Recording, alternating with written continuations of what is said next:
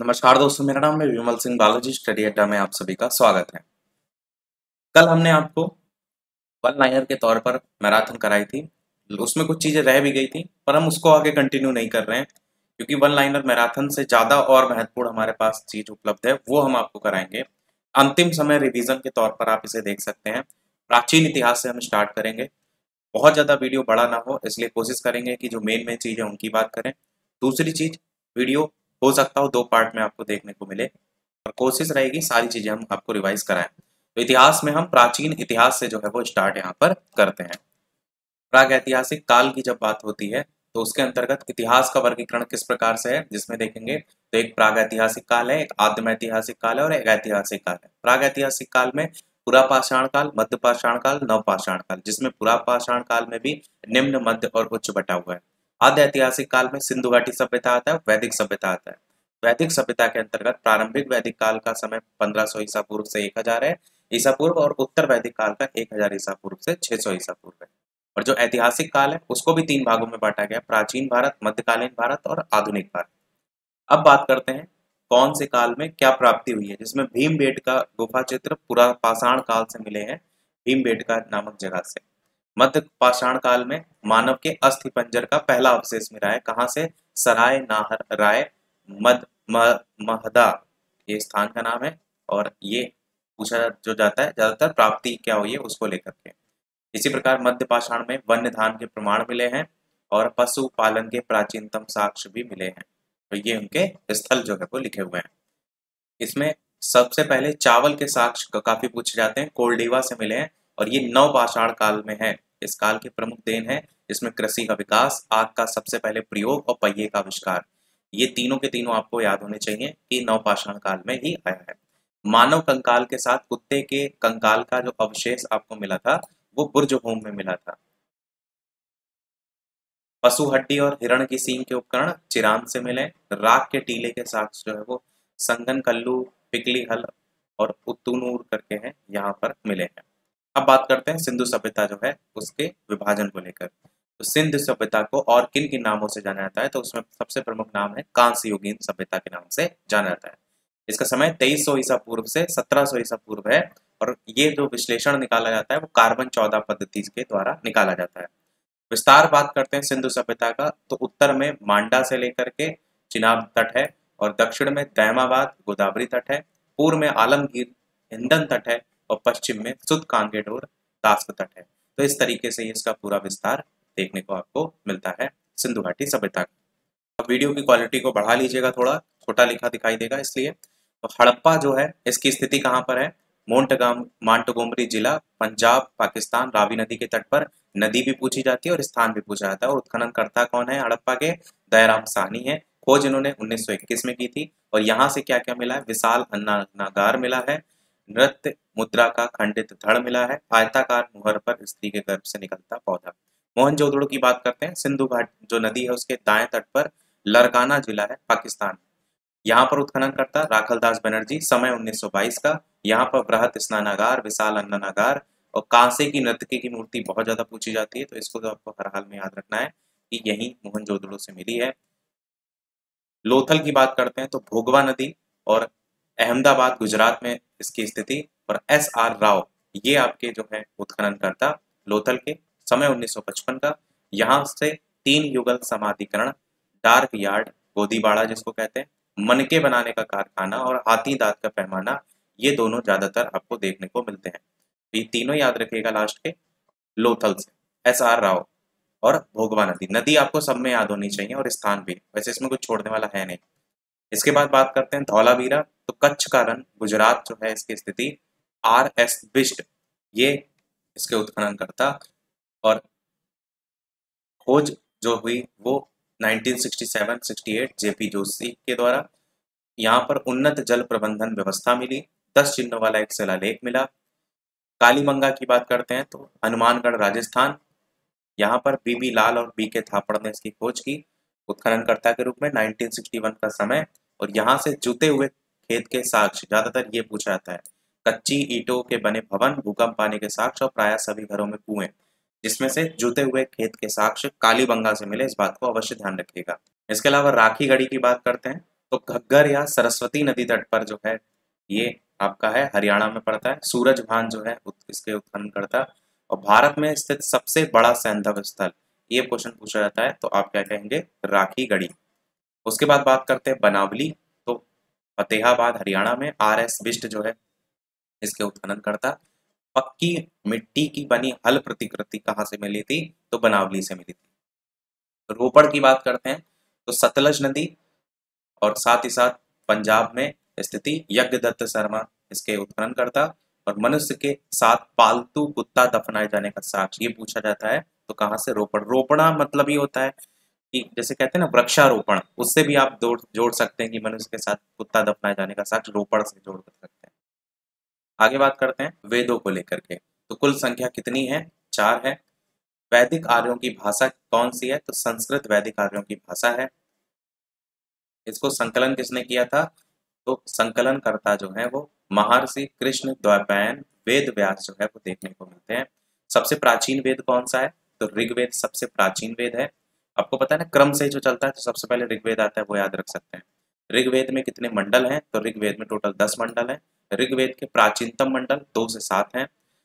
वेद त्रयी में कौन कौन से 3 वेद आते हैं, तो ऋग्वेद सामवेद यजुर्वेद। अथर्ववेद नहीं आता। अगर कभी पूछ लिया जाए कि इनमें से वेद त्रयी में कौन सा नहीं आता है, तो यजुर्वेद आता है, सामवेद आता है, ऋग्वेद भी आता है, पर अथर्ववेद नहीं आता है।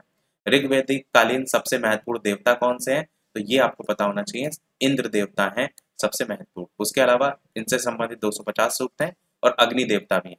तो ये महत्वपूर्ण देवता कौन कौन से देवता का उल्लेख किया गया है, तो इंद्र वरुण मित्र नासती ये देवता का उल्लेख किया गया है। अब बात करते हैं सबसे पहला ऋग्वेद। अब ऋग्वेद में भी सारी चीजें नहीं याद रखनी है, मैंने आपको बताया ऋग्वेद में 10 मंडल हैं। उसमें से जो पहला मंडल है, दूसरा मंडल है, जिसमें आपको फोकस करना है तीसरे मंडल पर। क्यों, क्योंकि इसमें गायत्री मंत्र का वर्णन किया गया है। ये विश्वामित्र इसके रचयिता थे, इस बात को भी ध्यान रखिएगा। चौथा मंडल भी आपको पता होना चाहिए, कारण क्यों, क्योंकि कृषि से संबंधित मंत्र कौन सा था, कौन से मंडल में था, तो आपसे पूछा जा सकता है। तो आप क्या कहेंगे, चौथा मंडल, और वामदेव जो है इसके रचयिता थे। उसके बाद 7वां मंडल आपसे पूछा जाता है, जिसको वशिष्ठ के रचयिता थे, और 10 राह के युद्ध का वर्णन जो है वो इसी में 7वें मंडल में जो है वो किया गया था।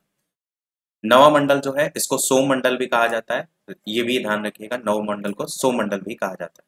और 10वां मंडल है जिसमें आपका ये मत याद रखिएगा कि किसने रचयिता है, मेन ये याद रखिएगा कि 4 जो वर्ण थे, ब्राह्मण क्षत्रिय वैश्य शूद्र, इसका वर्णन कौन से ऋग्वेद के कौन से मंडल में किया गया, तो 10वें मंडल में किया गया। बस इतना पता होना चाहिए। आगे बात करते हैं वैदिक साहित्य का विकास। तो संहिता में ऋग्वेद यजुर्वेद सामवेद अथर्ववेद आता है। ब्राह्मण में संहिता के भाष्य के रूप में लिखे गए ग्रंथ आते हैं। अरण्यक में ब्राह्मण ग्रंथों के परिशिष्ट हैं, जिनकी रचना वनों में हुई है। और उपनिषद अरण्यक का विशिष्ट भाग है, ये भारतीय दर्शन के स्रोत माने जाते हैं। तो ऋग्वेद की हमने बात की, अब कुछ और अन्य वेद और उपवेद की बात करते हैं। सबसे पहले बात करते हैं ऋग्वेद की। तो ये किससे संबंधित है, कौन इसका उपवेद क्या है, तो आयुर्वेद है। इसके ऋत्विक होता है, और संकलन जो है ऋचाओं का संकलन किसमें है, ऋग्वेद में है। यजुर्वेद की बात होती है तो यज्ञ कर्म से संबंधित सूक्त आपके इसमें है। उपवेद यजुर्वेद का धनुर्वेद है, और ऋत्विक इसका अथर्वव्यूह है, और ये भी याद रखिएगा। सामवेद की बात करते हैं तो ये आपका उपवेद इसका गंधर्व वेद है, ऋत्विक इसके उद्गाता है। और आपके गीतों का संकलन कभी पूछा जाएगा तो सामवेद में। सामवेद में देखिए सारे गामा गाना सुर के लिए हम गाते हैं ना, तो सा से ही जोड़ करके गीतों को जोड़ सकते हैं। अथर्ववेद की बात करें तो इसका जो उपवेद है वो शिल्प वेद है, और इसके ऋत्विक ब्रह्मा है। और इस संकलन जो है वो तंत्र मंत्र रोग निवारक उपाय या जादू टोना सब किस में आता है, वो सब ऋग्वेद में आता है। मेन ये आपसे उपवेद पूछे जाते हैं, और मेन संकलन इसमें किससे संबंधित है वो पूछा जाता है। उसके बाद बात करते हैं टोटल 6 जो है वो वेदांग है, जो मूल वैदिक साहित्य है उसको समझाने के लिए इसकी रचना की। कौन कौन से हैं, तो शिक्षा, निरुक्त, ये 6 के नाम पता होना चाहिए, कल्प, छंद, व्याकरण और आपका ज्योतिष। ये टोटल 6 टाइप के आपके वेदांग हैं, इनकी रचना जो है वो की गई है। अब बात करते हैं प्रमुख नदियां और उनके पुराने नाम। वैदिक कालीन प्रमुख नदियां और उनके प्राचीन नाम जो है वो क्या थे उसको लेकर। जैसे झेलम का जो प्राचीन नाम था वो वितस्ता था। चेनाब का प्राचीन नाम अस्किनी था। रावी का प्राचीन नाम परुषणी था। घग्गर का जो प्राचीन नाम था वो था दृष्टवती। स्वाद नहीं याद रखने का कोई मतलब है, गोमती का याद रख सकते हैं, गोमल जो है वो गोमती। व्यास जो है वो विपाशा। सतलज का जो है प्राचीन नाम सतुद्री हुआ करता था। गंडक का जो है सदानीरा हुआ करता था। और कुर्रम और काबुल ऐसा कोई खास नहीं है। तो इतने आपको पता होना चाहिए प्राचीन नाम।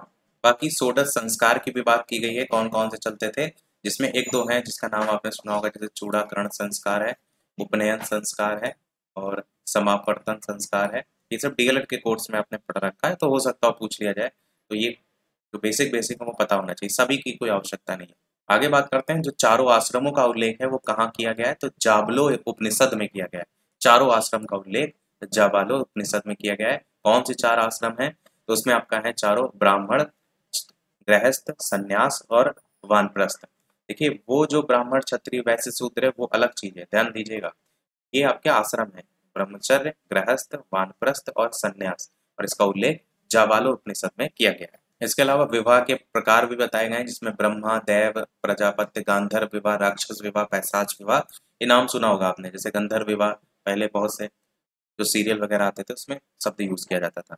अब हम बात करते हैं चारों वेदों के बारे में और उन वेदों में और क्या बातें हैं। जैसे ऋग्वेद की अगर बात करते हैं, तो ऋग्वेद जो है ब्राह्मण कौन सा है, ऐत्रेय ब्राह्मण, कौशिकी ब्राह्मण, ये दोनों याद रखिएगा।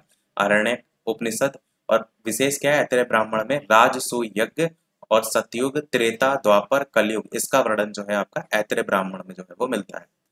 फिर यजुर्वेद की अगर बात करते हैं, तो कृष्ण यजुर्वेद आपका इसमें है। ब्राह्मण तैतरीय ब्राह्मण है, तैतरीय, अरण्यक, तैतरीय और मैत्रायणी करके उपनिषद ये दिए हैं। और इसी के साथ साथ कृष्ण यजुर्वेद के साथ साथ शुक्ल यजुर्वेद भी इसमें देखने को मिलता है। शुक्ल यजुर्वेद में शतपथ ब्राह्मण है, और यहाँ पर जो अरण्यक है, बृहदारण्यक, बृहदारण्यक, इसको भी याद रखना जरूरी है। क्यों याद रखना जरूरी, क्योंकि जो तमसो माह ज्योतिर्मय कथन है वो यही उपनिषद से जो है वो आपका लिया गया है, तो ये यजुर्वेद में ही आता है। शतपथ ब्राह्मण जो है इसमें ही याज्ञवल्क्य, मैत्रेयी संवाद, जल प्लावन की कथा, विदेह माधव की कथा, पूर्वा उर्वशी आख्यान, ये सारी चीजें भी देखने को मिलती हैं। ये भी आपको पता होना चाहिए कि कंठोपनिषद में यम नचिकेता का वर्णन किया गया है, और यज्ञोपवीत धारण करने का अधिकार तैतरीय उपनिषद में।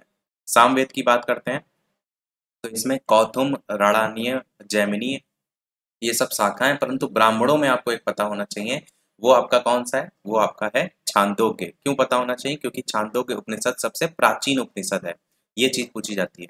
सबसे पहले इसी उपनिषद में कृष्ण का उल्लेख जो है वो किया गया है, और ब्रह्मचर्य, गृहस्थ और वानप्रस्थ नामक जो तीन आश्रम है उनका उल्लेख आपका छांदोग्य उपनिषद में ही किया गया है, इसलिए मैंने कहा छांदोग्य उपनिषद आपको पता होना चाहिए।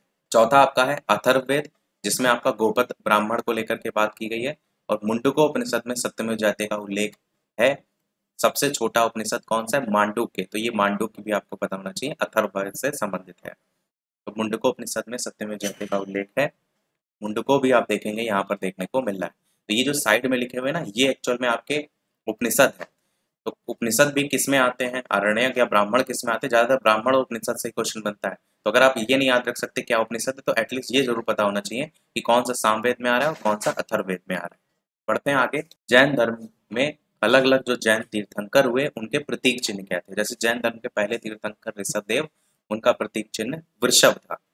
बाकी सब नहीं याद करने की आवश्यकता है, चाहे तो दूसरा तीसरा भी देख सकते हैं, पर पहला जरूर पता होना चाहिए। और बीच के और भी हैं, परंतु मुझे नहीं लगता और इनको याद करने की आवश्यकता है। मैं आपको केवल दिखाई दे रहा हूँ कि इन केस अगर आप चाहते हैं पढ़ना तो पढ़ सकते हैं, पर मैं आपको सलाह दूंगा कि केवल और केवल पहला याद रखिए।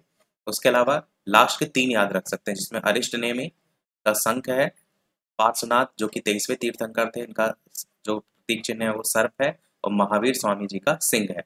ये लास्ट के ज्यादा इंपॉर्टेंट है, 23, 24 और पहला, ये तीन आपको पता होना चाहिए। अब बात करते हैं महावीर स्वामी के जीवन परिचय के बारे में।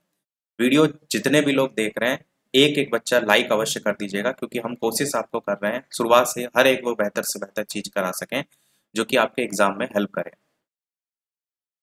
उम्मीद करते हैं इसलिए सभी लोग लाइक और शेयर अवश्य करेंगे। एटलीस्ट जितने लोग देख रहे हैं, लाइक जितने भी जुड़ते जा रहे हैं करते रहिएगा। महावीर स्वामी के परिचय की बात करते हैं, तो देखिए सबसे पहले ज्ञान की प्राप्ति महावीर स्वामी को कहाँ हुई, तो जाम्भिक ग्राम के समीप ऋजुपालिका जो नदी है उसके तट पर साल वृक्ष के नीचे जो है वो हुई। ये अभी क्वेश्चन पूछा गया था वीडियो री एग्जाम का जो यूपी में हुआ था, ऋजुपालिका नदी वाला जो आप देख रहे हैं, ये इसको जरूर ध्यान रखिएगा। पहला उपदेश कहाँ पर दिया था, राजगृह में बराकर नदी के तट पर जो है वो दिया था। पहला उपदेश नदी अगर पूछी जाए तो बराकर नदी, और स्थान राजगृह। उपदेश इन्होंने जो दिया था वो प्राकृत भाषा अर्धमागधी में जो है वो दिया था। मृत्यु इनकी 527 ईसा पूर्व में हुई थी, पावा में मल्ल गणराज्य के षष्ठीपाल के राम प्रसाद जो आपका स्थान है वहां पर। वैसे तो पावापुरी आपको देखने को मिल जाता है। जन्म इनका हुआ था 599 ईसा पूर्व। जन्म हुआ कहाँ था तो कुंडग्राम वैशाली में। पिता का नाम सिद्धार्थ था, ज्ञात्रक कुल के प्रधान थे। माता का नाम त्रिशला अथवा विदेह दत्ता था, लिच्छवी के राजा चेतक की बहन थी। इनके बचपन का नाम वर्धमान था। पत्नी का नाम यशोदा था, ये कुंडीय गोत्र की जो है कन्या थी। पुत्री का नाम जो है अड़ोजा या प्रियदर्शना आपको देखने को मिलता है। और दामाद एवं प्रथम शिष्य जो है वो जामाली थे। इतनी चीजें आपको महावीर स्वामी जी के बारे में रटी अवश्य होनी चाहिए, क्योंकि यहाँ से क्वेश्चन आएगा ही हर हाल में। क्योंकि बिहार में सबसे मेन चीज यही है, एक बौद्ध धर्म और गौतम बुद्ध, और बौद्ध धर्म और जैन धर्म। आगे बात करते हैं जैन धर्म के बारे में ही। तो सम्यक दर्शन, सम्यक आचरण, सम्यक ज्ञान, ये जैन धर्म के त्रिरत्न हैं। पूछा जाता है तो तीन त्रिरत्न इनमें से कौन से हैं, या त्रिरत्न किससे संबंधित हैं। अगला है जैन धर्म के ही 5 महाव्रत कौन से हैं। तो सत्य, अहिंसा, अस्तेय, अपरिग्रह और ब्रह्मचर्य, ये आपके जैन धर्म के 5 महाव्रत हैं। जैन संप्रदाय किन 2 भागों में बटा हुआ था। तो एक श्वेतांबर में बटा था और एक दिगंबर में बटा था। श्वेतांबर स्थूल भद्र के शिष्य थे और जो दिगंबर थे वो भद्रबाहु के जो है वो शिष्य थे। इसमें भी पुजेरा और ढूढ़िया करके डेरावासी स्थानकवासी बटे हुए थे। दिगंबर में भी देखेंगे तो 20 पंथी, 13 पंथी, तारणपंथी, गुयानपंथी, तोतापंथी ऐसे बटे हुए थे। पर मेन क्या है, मेन ये है जो श्वेतांबर और दिगंबर है। बहुत डिटेल में मुझे नहीं लगता पूछा जाएगा, ये तो जरूर पता होना चाहिए, मेन विशेषता है। जैन धर्म के विश्वास की बात करते हैं तो ईश्वर की मान्यता जो है नहीं थी। आत्मा में विश्वास करते थे ये। पुनर्जन्म और कर्म में विश्वास करते थे। वेदों की जो अपौरुषेयता है उसको ये स्वीकार नहीं करते थे जैन धर्म। उसके बाद बात करते हैं जैन संगीतियों को लेकर के, जहां से क्वेश्चन आना ही आना है, या तो बौद्ध संगीति से आएगा या तो जैन संगीति से। तो ये जरूर एकदम रटी होनी चाहिए। पहली बौद्ध संगीति पाटलिपुत्र में आपका हुई थी और इसके अध्यक्ष कौन थे, स्थूल भद्र थे, स्थूल भद्र। दूसरी जो है वल्लभी में हुई थी, देवर्दिगढ़ श्रवण अध्यक्ष थे। देवर्दिगढ़ याद रखिए, काफी होगा। समय 300 ईसा पूर्व और 512 ईस्वी। ये एकदम रटी होनी चाहिए जैन संगीति। अब बढ़ते हैं बौद्ध धर्म की तरफ। बौद्ध धर्म के प्रवर्तक कौन, तो आप कहेंगे गौतम बुद्ध जो है बौद्ध धर्म के प्रवर्तक थे। जन्म इनका कब हुआ था, 563 ईसा पूर्व में हुआ था। जन्म कहाँ हुआ था, तो लुम्बिनी में हुआ था। पिता का नाम क्या था, पिता का नाम शुद्धोधन था, कपिल वस्तु के सांख्यगढ़ के प्रधान थे। माता का नाम क्या था, माया देवी या महामाया था, कौली वंश से संबंधित थी। बचपन का नाम क्या था, बचपन का नाम जो है वो सिद्धार्थ था। ध्यान दीजिएगा, उनके पिता का नाम सिद्धार्थ, यहाँ इनके बचपन का नाम सिद्धार्थ, उनके बचपन का नाम वर्धमान, इनके बचपन का नाम सिद्धार्थ। तो ऐसे जैन धर्म बौद्ध धर्म में कंफ्यूज बहुत लोग होते हैं, तो जरूर दोनों में डिफरेंस याद रखिएगा। पालन इनका किसने किया था, तो मौसी प्रजापति गौतमी के द्वारा इनका पालन पोषण किया गया था। पत्नी का नाम क्या था, यशोधरा था, शाक्य कुल की जो है ये थी। पुत्र का नाम क्या था, पुत्र का नाम राहुल था। ज्ञान प्राप्ति कहाँ हुई थी, तो ज्ञान प्राप्ति कुरुवेला बोध गया में निरंजना जो फाल्गु नदी है उसके तट पर जो है पीपल वृक्ष के नीचे जो है वो हुई थी। प्रथम उपदेश कहाँ, तो प्रथम उपदेश सारनाथ में ऋषिपत्तनम जो है उसके मृगदाव में जो है वो हुआ था। पहला उपदेश उन्होंने दिया था। कई बार सारनाथ की जगह ऋषिपत्तन लिख देते ना, तो कंफ्यूज मत होइएगा, वरना सारनाथ ही ज्यादातर पूछा जाता है। बौद्ध संघ में पहली महिला कौन थी, तो प्रजापति गौतमी पहली महिला। मृत्यु इनकी कब हुई थी, 483 ईसा पूर्व में हुई थी। मृत्यु हुई कहाँ थी, तो कुशीनगर में हुई थी। मल्लों की राजधानी थी, ये बात को ध्यान रखिएगा, मल्लों की राजधानी थी कुशीनगर। उत्तर प्रदेश में कुशीनगर पड़ता है। उपदेश कौन सा था, तो उपदेश जो था वो पाली भाषा में, कौन सी भाषा में दिया था ये पूछा जाता है, तो पाली भाषा में दिया था। इतनी बात आपको हर हाल में रटी होनी चाहिए बौद्ध धर्म से संबंधित, गौतम बुद्ध के बारे में। अब बात करते हैं बुद्ध जी के जीवन से संबंधित प्रतीक चिन्हों को लेकर। यहाँ पर कोई भी नहीं छोड़ने वाला है। जैसे वहां पर मैंने बताया था कि 24 तीर्थंकर हुए, उसमें से पहला और आपने 23वां 24वां याद कर लिया, पर यहाँ पे सारे आपको याद रखने हैं। यहाँ पर उनके जीवन से संबंधित है। जैसे जो गर्भ में थे तो उसको प्रतीक चिन्ह हाथी था। जब जन्म हुआ था तो जन्म का प्रतीक चिन्ह जो है कमल और बैल था। देखिए, जन्म किसी बच्चे का होता है तो 2 ही टाइप का होता है, या तो वो कमल के फूल की तरीके से बहुत नाजुक होता है, या तो बहुत ज्यादा शैतान होता है तो उसको हम कहते हैं अरे बैल किस्म का है। तो ऐसे जोड़कर याद रख सकते हैं। उसके बाद अगर मैं आपसे कहूं कि आपको घर से निकलना है, महाभिनिष्क्रमण, निकलना, गृह त्याग करना है, तो आप कैसे जाएंगे, पैदल तो जाएंगे नहीं, घोड़े पे जाएंगे। तो अश्व जो है ये इन महाभिनिष्क्रमण का प्रतीक चिन्ह हो जाएगा। निर्वाण की प्राप्ति क्या होती है, इनको सभी को पता है कि पीपल वृक्ष के नीचे हुई थी। देखिए जो शब्द हैं उनको कैसे जोड़ा गया है इस बात को भी ध्यान रखिएगा कि महाविनिष्क्रमण गृह त्याग से संबंधित है या निर्वाण जो है वो ज्ञान से संबंधित है, इस बात को ध्यान रखिएगा। धर्म चक्र प्रवर्तक पहला उपदेश को दिया गया है और ये कहाँ, इसका जो चक्र था वो प्रतीक चिन्ह था। महापरिनिर्वाण, देखिए महाभिनिष्क्रमण निकलने से संबंधित है पर महापरिनिर्वाण जो है वो मृत्यु से संबंधित है और इसका प्रतीक चिन्ह स्तूप था। तो ये शब्द भी याद रखिएगा कि किससे किसको संबोधित किया गया है। और स्तूप को जोड़ सकते हैं, मृत्यु जब हो जाती है ना तो जो कब्र टाइप की बना दी जाती है तो स्तूप के आकार की होती है, वैसे जोड़ सकते हैं। मेन जोड़ कर याद रखना जरूरी है ताकि आप कंफ्यूज ना हो। आगे बात करते हैं त्रिपिटक। तो कौन से धर्म में है, बौद्ध धर्म में। कौन कौन से, सुत्त पिटक जिसका संकलन आनंद के द्वारा किया गया था, विनय पिटक जिसका संकलन उपाली के द्वारा किया गया था, अभिधम्म पिटक जिसका संकलन मोगली पुत्र तिस्स के द्वारा किया गया था। ये तीनों आपको रटे होने चाहिए। उसके बाद बात करते हैं बौद्ध धर्म के त्रिरत्न। तो बौद्ध धर्म के जो त्रिरत्न के रूप में जाने जाते थे वो आपका था बुद्ध, उसके अलावा आपका था संघ और इसके अलावा था धम्म। ये तीन आपको देखने को जो है वो मिलते हैं, बुद्ध संघ धम्म।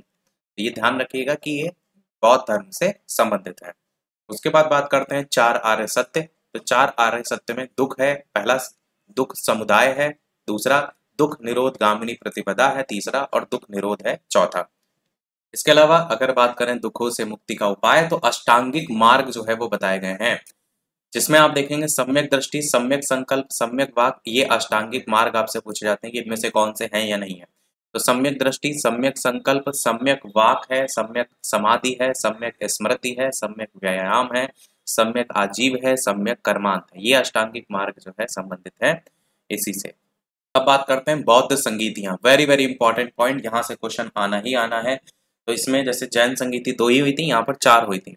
तो इसकी ट्रिक बता चुके हैं कई बार, मैं इसलिए डायरेक्ट रिवाइज करा दे रहा हूँ। पहली बौद्ध संगीति 483 ईसा पूर्व में राजगृह में हुई थी और इसके अध्यक्ष थे महाकश्यप और इसके शासक थे अजातशत्रु के समय में हुई थी। ये चारों चीजें पूछी जाती है, मत सोचिएगा कि ये याद कर लें वो छोड़ दें। दूसरी बौद्ध संगीति 383 ईसा पूर्व में हुई थी और कहाँ हुई थी तो आप कहेंगे वैशाली में हुई थी। अध्यक्ष इसके कौन थे, सर्वकामी थे। शासक कौन थे, कालाशोक के समय में जो है ये हुई थी। तीसरी बौद्ध संगीति जो है 247 ईसा पूर्व में हुई थी। कहाँ हुई थी, पाटलिपुत्र में हुई थी। इसके जो अध्यक्ष हैं कौन थे तो मोगली पुत्र तिस्स थे। और अगर बात करते हैं कि किसके टाइम में हुई थी तो अशोक के समय में। और चौथी बौद्ध संगीति जो है वो ईसा की प्रथम शताब्दी में हुई थी और कहाँ हुई थी तो कुंडलवन कश्मीर में हुई थी। और इसके अध्यक्ष देखेंगे तो वसुमित्र थे, परंतु उपाध्यक्ष भी साथ में दिए रहते हैं, वो है अश्वघोष। और किसके समय में हुई थी, कनिष्क के समय में हुई थी। ये चारों आपको जरूर से जरूर रटी होनी चाहिए। इसकी ट्रिक क्या होती है, आजा राजा महाराजा, वैश्या सबका काल, उसके बाद पटाओ मत आशिक, कुंवर में कुं और वह दोनों आ जाता है और कंगाल तो कनिष्क आ जाता है, कुंवर जी कंगाल। इस तरीके से इसकी ट्रिक होती है। बात करते हैं बौद्ध धर्म की मान्यता को लेकर के। तो वैदिक कर्म कांड का विरोध करते थे, कर्म पुनर्जन्म और मोक्ष में विश्वास करते थे, आत्मा के अस्तित्व में विश्वास ये नहीं करते थे और साथ ही साथ वेदों की अपौरुषेयता का विरोध करते थे। बौद्ध धर्म का भी विभाजन हुआ था। दूसरी बौद्ध संगीति में जो हुआ था वो हुआ था स्थविर और महासंज्ञक करके, और जो इम्पोर्टेंट है वो ये चौथी बौद्ध संगीति में हुआ था जो कि हीनयान और महायान करके। पता होना चाहिए कि दूसरी बौद्ध संगीति में भी कोई विभाजन हुआ था, ऐसा आपको पता जरूर होना चाहिए। बाकी आप याद करना चाहे कर सकते हैं, इंपॉर्टेंट चौथी बौद्ध संगीति में हीनयान महायान है। अब अगला चैप्टर यहाँ से स्टार्ट हो रहा है महाजनपद।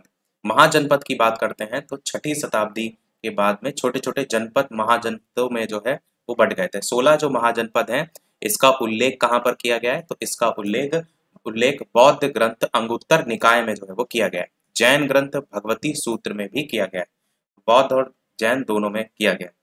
अब 16 महाजनपदों की बात करते हैं तो इसमें महाजनपदों में पहला महाजनपद अंग है जिसकी राजधानी चंपा है, अस्मक है, अवंती है। देखिए अवंती की राजधानी आप याद रख सकते हैं उज्जैनी, और दक्षिणी उत्तरी अवंती की उज्जैनी और दक्षिणी अवंती की जो है वो महिष्मती करके। महिष्मती आपने उसमें जो मूवी देखी थी बाहुबली, वहां पे आप देखते हैं माहिष्मती, वहां से थोड़ा सा इसको जोड़कर याद रख सकते हैं।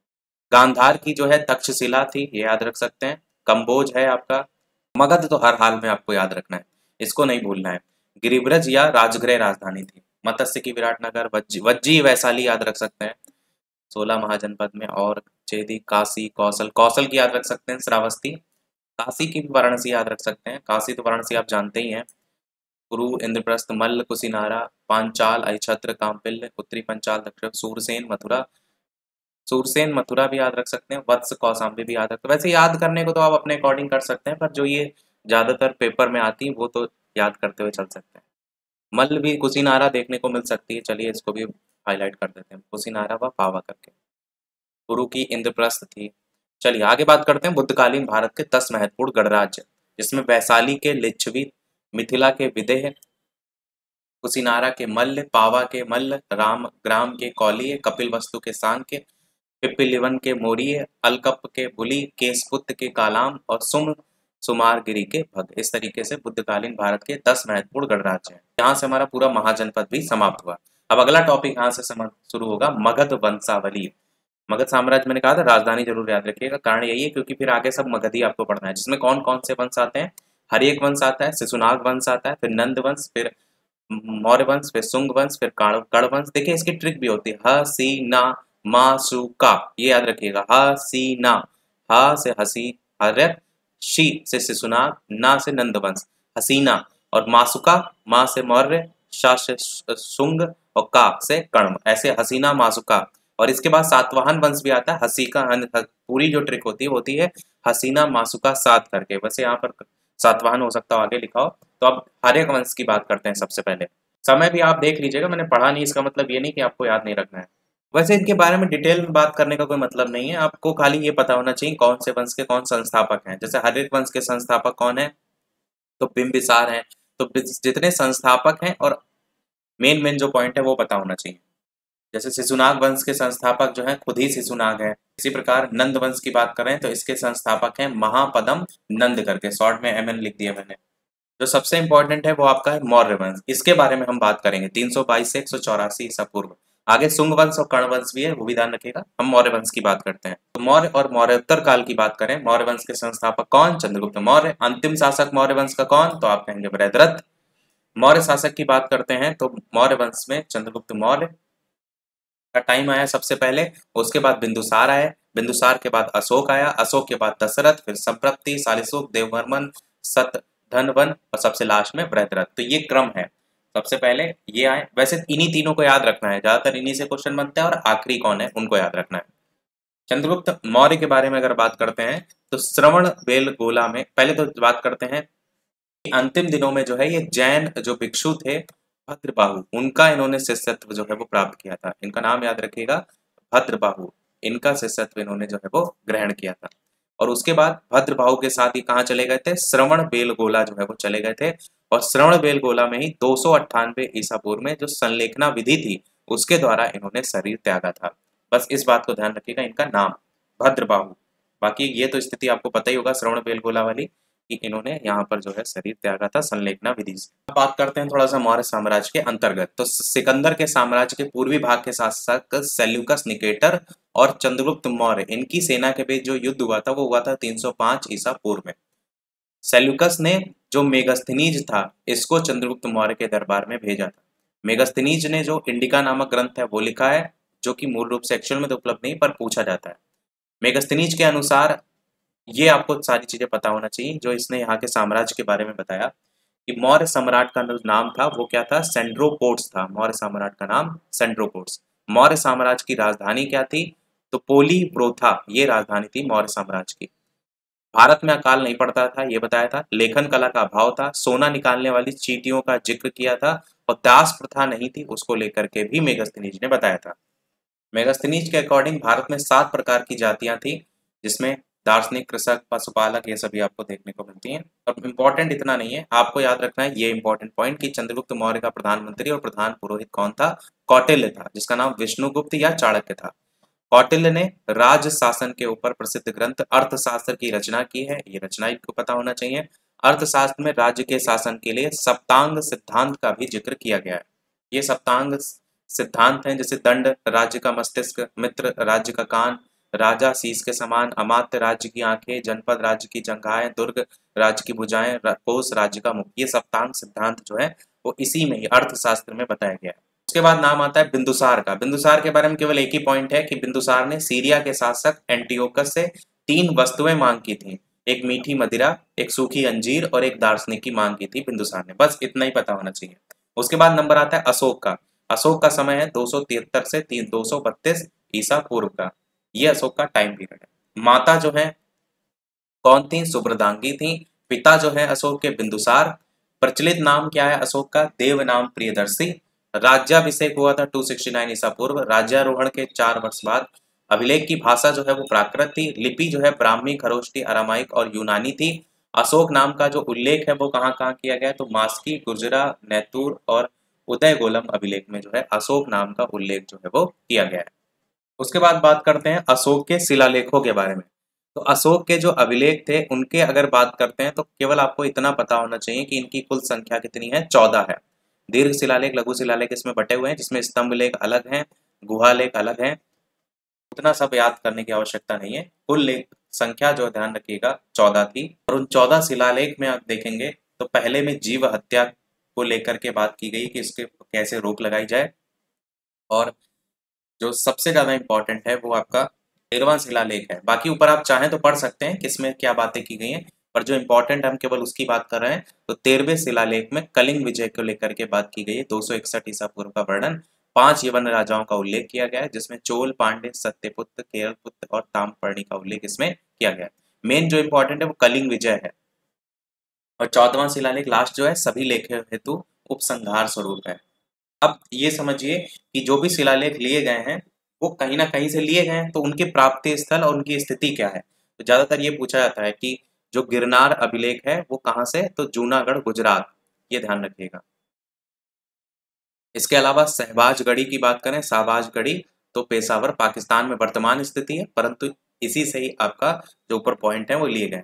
और यहाँ पर जो इंपॉर्टेंट है मानसेहरा याद रख सकते हैं, ऐसा कुछ खास नहीं है। बाकी आप चाहें तो याद रख सकते हैं। मेन ज्यादातर गिरनार, शहबाजगढ़ी और मानसेहरा यही देखने को मिलते हैं। उसके बाद 13वें शिलालेख में जो वर्णित 5 यवन राजाओं की बात अभी मैंने की, उनके देश कौन से थे वो यहाँ पर दिए गए, जिसमें मिस्र, एपेरिस, साइरीन, मैसिडोनिया और सीरिया करके, और उसके यवन राजाओं के नाम भी यहाँ पर दिए गए। तो केवल इतना पता होना चाहिए कि 13वें शिलालेख में 5 यवन राजा थे। हो सकता है यही पूछ लिया जाए कौन से शिलालेख में इनको लेकर बात की गई है। उसके बाद मौर्य प्रशासन की इकाई में अगर बात करें तो इतनी सारी चीजें याद करने से ज्यादा बेहतर है आपको एक बात पता होना चाहिए कि जो ग्राम है वो इसमें सबसे छोटी इकाई जो है वो थी, क्योंकि सबसे छोटी इकाई पूछी जाती है। फिर महत्वपूर्ण पदाधिकारी इसमें बात करते हैं तो अलग अलग विभाग के अलग अलग अध्यक्ष होते थे, जिसमें से एक आप देखेंगे तो माप तौल विभाग का अध्यक्ष पौतवाध्यक्ष करके दिया हुआ है। ये किसी एग्जाम में आया था। बाकी तो ऐसा मुझे नहीं लगता, ये क्वेश्चन ज्यादा पूछे जाते हैं। यहाँ से क्वेश्चन बन सकते हैं, जैसे केंद्रीय प्रशासन के प्रत्येक विभाग के प्रमुख तीर्थ थे, उनके नाम से जाना जाता था। जैसे प्रधानमंत्री को पुरोहित हो गया, और सन्निधाता कोषाध्यक्ष जो है, समाहर्ता राजस्व मंत्री थे, ऐसे करके कुछ नाम है। वैसे स्टार्टिंग के ही ज्यादा महत्वपूर्ण है, नीचे वाले ऐसा कोई खास नहीं है। और इधर साइड भी देख लेते हैं तो कोई खास नहीं है। हाँ, स्टार्टिंग के 2-3 याद रखिएगा। युवराज राजा का उत्तराधिकारी जो है वो था, बाकी ऐसा नहीं खास है। उसके बाद करों की बात करते हैं तो एक कर उदयक भाग सिंचाई कर के रूप में जाना जाता था, ये याद रख सकते हैं। भूमि कर भाग के रूप में था, और धार्मिक उपकर बलि के रूप में था, बाकी नहीं। बस ये ज्यादा इंपॉर्टेंट है, सिंचाई कर। यहाँ से क्वेश्चन बनता है कि गुजरात के गिरनार में स्थित सुदर्शन झील के निर्माण और मरम्मत से संबंधित जो शासक था वो कौन था? तो वो नाम देखने को मिलता है आपका पुष्यमित्र गुप्त। संबंधित मतलब इसमें प्रांतपति और शासक भी दिए हैं। मेन आपको ये देखने को मिलता है पुष्यगुप्त का नाम, एक स्कंद गुप्त का नाम, और एक आपको रुद्रदामन का नाम, जब बात होती है किसकी? सुदर्शन झील के निर्माण और मरम्मत से संबंधित। बाकी आप चाहें तो दोनों याद रख सकते हैं, प्रांतपति और शासक। और जब भी क्वेश्चन बनता है कि सुदर्शन झील जो है उसकी मरम्मत किसने करवाई ऐसे करके, तो आपको रुद्रदामन ऑप्शन में देखने को मिलता है। अलग अलग इसमें भी क्वेश्चन बनते हैं, वैसे ऑप्शन के अकॉर्डिंग मैंने आपको एक बता दिया टाइप का क्वेश्चन, बाकी इसमें अलग अलग बनते हैं क्वेश्चन। बाकी मेन 4 नाम यही देखने को मिलते हैं। अब यहाँ से हमारा स्टार्ट हो रहा है संगम युग। संगम युग की जब बात होती है तो इसमें तमिल क्षेत्र के 3 राज्य देखने को मिलते हैं, एक चोल, एक चेर और पांडे। ये संगम युग से संबंधित थे। इसमें अगर बात करते हैं तो 3 संगम युग जो आयोजन किया गया था पांडे राजाओं के संरक्षण में, उसमें पहला था मदुरै, दूसरा था कपाटपुरम, तीसरा था मदुरै। और अध्यक्ष देखें तो ऋषि अगस्त ऋषि, इसमें भी अगस्त ऋषि, और यहाँ पर नकरीर करके। तो इसमें खाली इतना ही पता होना चाहिए नाम इनके, बाकी इतना नहीं पूछा जाएगा। यहाँ पर प्रशासनिक विभाजन देखेंगे तो ग्राम सभा सबसे छोटी इकाई हुआ करती थी, और कुर्रम जो आप देख रहे हैं ये शायद डीएलएड या कहीं एक बार क्वेश्चन आ चुका है, ग्राम संघ को कहा जाता था। नाडु जिला को कहते थे, मंडलम प्रांत को, ओट्टम कमिश्नरी को। अब बात करते हैं गुप्त वंश की। गुप्त वंश ने लगभग 275 से 550 ईस्वी तक शासन किया, जिसके संस्थापक गुप्त वंश के कौन थे? श्रीगुप्त थे। उसके बाद घटोत्कच आए, उसके बाद चंद्रगुप्त प्रथम आए, पत्नी इनकी कुमार देवी थी। चंद्रगुप्त प्रथम के बाद समुद्रगुप्त आया, जिसकी पत्नी का नाम दत्ता देवी था। उसके बाद रामगुप्त आया, फिर चंद्रगुप्त द्वितीय आया, जो कि आपका पत्नी ध्रुवा देवी और कुबेर नागा। फिर कुमारगुप्त प्रथम आया, अनंत देवी इनकी पत्नी। फिर स्कंदगुप्त आया, उसके बाद कुमारगुप्त द्वितीय भी आया, उसके बाद लास्ट में विष्णुगुप्त आया। तो इसमें जो हाईलाइट किए हैं वो जरूर पता होना चाहिए। अगर हम चंद्रगुप्त प्रथम की बात करते हैं तो 319 से 335 ईस्वी समय सोने का सिक्का जारी करने वाला पहला गुप्त शासक कौन? तो चंद्रगुप्त प्रथम। गुप्त संवत 319 ईसा पूर्व में किसने प्रारंभ किया? तो चंद्रगुप्त प्रथम। फिर उसके बाद बात करते हैं समुद्रगुप्त की। तो हरिशेन की प्रयाग प्रशस्ति में समुद्रगुप्त की विजयों का उल्लेख किया गया है। अश्वमेध यज्ञ किसने करवाया? समुद्रगुप्त ने। उपाधि भारत का नेपोलियन जो मिली थी वो विंसेंट स्मिथ ने इसको दी थी, याद रखिएगा, विंसेंट स्मिथ ने। और अश्वमेध प्रकार के सोने के जो सिक्के जारी किए थे वो भी इसी ने जारी किए थे। चारों पॉइंट इंपॉर्टेंट है समुद्रगुप्त। समय भी ध्यान रखिएगा, 335 से 375। बात करते हैं चंद्रगुप्त द्वितीय की। मेहरौली लौह स्तंभ का संबंध किससे है? तो कहेंगे चंद्रगुप्त द्वितीय से। विक्रमादित्य की उपाधि किसको मिली थी? चंद्रगुप्त द्वितीय को। रजत सिक्का जारी करने वाला पहला गुप्त शासक कौन था? तो आप कहेंगे चंद्रगुप्त द्वितीय। और समकालीन जो चीनी यात्री था, ये तो पूछा ही जाता है, फायान, कई बार बता चुके हैं कि जो हर्षवर्धन था वो हेनसांग के टाइम में आया था, और जो फायान चीनी यात्री था वो चंद्रगुप्त द्वितीय है, चंद्रगुप्त विक्रमादित्य के टाइम में आया था। इनका समय था 375 से 415 ईस्वी। इसके बाद चंद्रगुप्त जो द्वितीय है, इसके दरबार में कौन कौन नवरत्न थे, इनके नाम सभी के पता होना चाहिए। वर रुचि था, व्याकरण छपड़क था, फलित जोशी, अमर सिंह कोशकार, कालिदास कवि और लेखक थे, धन्वंतरी चिकित्सक थे, बैताल भट्ट जो है जादूगर थे। इसके अलावा शंकु जो है वो वास्तुकार थे। इसके अलावा वराह मिहिर जो है वो खगोल विज्ञानी और ज्योतिषी थे, और घटक पर आपके कूटनीतिक थे। तो ये जो 9 नाम देख रहे हैं ये चंद्रगुप्त द्वितीय के दरबार में नवरत्न थे। कई बार तो ये पूछ लिया जाता है किसके दरबार में थे। इसके बाद आपके जो स्कंदगुप्त की बात करें तो उन्होंने हूणों को अंतिम रूप से पराजित किया था। पूछा जाता है कि किसने हराया था हूणों का जो आक्रमण है, किसने विफल कर दिया था अलग अलग तरीके से। अब कुछ अभिलेख की बात करते हैं गुप्तकालीन की, जिसमें कुमार गुप्तकालीन अभिलेख में देखेंगे तो ऐसा कोई खास यहाँ पर नहीं है। जो इम्पोर्टेंट है वो आपका स्कंदगुप्त कालीन अभिलेख है, जिसमें जूनागढ़ अभिलेख सबसे ज्यादा पूछा जाता है, सौराष्ट्र गुजरात का। भीतरी स्तंभ अभिलेख गाजीपुर उत्तर प्रदेश का है, ये भी याद रख सकते हैं। जूनागढ़ ज्यादा इंपॉर्टेंट है, बस इतना ही याद रखना है। आगे बढ़ते हैं। प्रशासनिक इकाई। तो प्रशासनिक इकाई जो है, जो प्रांत था वो भुक्ति भोग था, जिला विषय, नगर वीथी और गांव ग्राम। अब इसके प्रमुख कौन थे? जैसे भुक्ति या भोग या प्रांत का प्रमुख के रूप में ऊपरी को जाना जाता था, जिला के प्रमुख के रूप में विषयपति को, नगर के प्रमुख विधि महत्तर और गांव के प्रमुख ग्रामीण। ये प्रशासनिक इकाई थी गुप्त काल की। क्रय विक्रय खरीद में बेचने के लिए क्या यूज होता था? तो तांबे का सिक्का यूज होता था यहाँ पर, जिसको मासक कहते हैं। सोने का सिक्का यूज होता था, जिसको दीनार कहते हैं। और चांदी का सिक्का यूज होता है, जिसको रूपक कहते हैं। इसके नाम याद रखिएगा, जो दीनार वगैरह ये पूछा जाता है। गुप्त काल में कालिदास जी भी थे, तो कालिदास जी की रचनाएं पता होना चाहिए। कालिदास जी की रचनाएं कुमार संभव है जो कि एक महाकाव्य है, रघुवंश है जो कि एक महाकाव्य है, मालविका अग्निमित्रम है जो कि आपका एक नाटक है, और ऋतु संहार है जो कि आपका एक खंडकाव्य है। साथ ही साथ विक्रमोर्वशीय है जो कि आपका एक नाटक है, मेघदूत है जो कि एक खंडकाव्य है, अभिज्ञान शाकुंतलम है जो कि आपका एक नाटक है। इसकी एक ट्रिक भी होती है अरवी कुमार करके, वो भी याद रख सकते हैं, उससे भी सारी कालिदास जी की रचनाएं। इनकी सारी रचनाएं जरूर याद होनी चाहिए, तो हर जगह पूछी जाती हैं। ऐसे तो जो पढ़ रहे हैं वो सभी एग्जाम में हो, तो सभी एग्जाम में आते ही है। भारत में मंदिर जो निर्माण कला है उसका प्रारंभ कौन से काल में हुआ? तो गुप्त काल में हुआ था। अब गुप्त काल में प्रमुख मंदिर कौन से हैं? तो जैसे देवगढ़ का दशावतार मंदिर जो है ये फेमस है। भूमरा का मंदिर जो है, तो ये ललितपुर में, ध्यान रखिएगा, भूमरा का मंदिर है। इससे भी ज्यादा इंपॉर्टेंट है भीतर गांव का कृष्ण मंदिर, कानपुर उत्तर प्रदेश में है। और तिगवा का विष्णु मंदिर है, नचना कुठार का पार्वती मंदिर है। तिगवा कहाँ? तो बस ये याद रखिएगा, भूमरा भी याद रख लीजिएगा, बाकी ये दोनों ज्यादा इंपॉर्टेंट है, ये और ये ज्यादा इंपॉर्टेंट है। यहाँ से अब स्टार्ट हो रहा है हमारा वर्धन वंश। वर्धन वंश के संस्थापक कौन? पुष्यभूति। प्रमुख शासन कौन कौन थे? हर्षवर्धन, पुष्यभूति, नरवर्धन, राज्यवर्धन प्रथम, प्रभाकर वर्धन, राज्यवर्धन द्वितीय। ये इस वंश के प्रमुख शासक थे।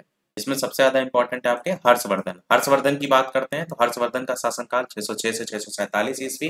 पिता का नाम प्रभाकर वर्धन था, माता का नाम यशोमती था, उपनाम जो है शिलादित्य था, उपाधि इनको सकलोत्तर पशनाथ की मिली थी। रचनाएं इनकी पूछी जाती हैं प्रियदर्शिका, रत्नावली और नागानंद, ये जरूर रचनाएं याद होनी चाहिए।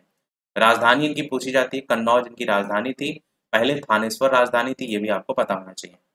ऐहोल अभिलेख के अनुसार हर्ष और जो पुलकेशिन द्वितीय है उनके बीच जो युद्ध लड़ा गया था उसमें पुलकेशिन द्वितीय जीत गया था, हर्षवर्धन उसमें हार गया था, और इसकी जानकारी ऐहोल अभिलेख में मिलती है। फिर पूछा जाता है चीनी यात्री ह्वेनसांग किसके टाइम में आया, तो हर्षवर्धन के ही समय में आया, अभी ऊपर मैंने बताया भी था।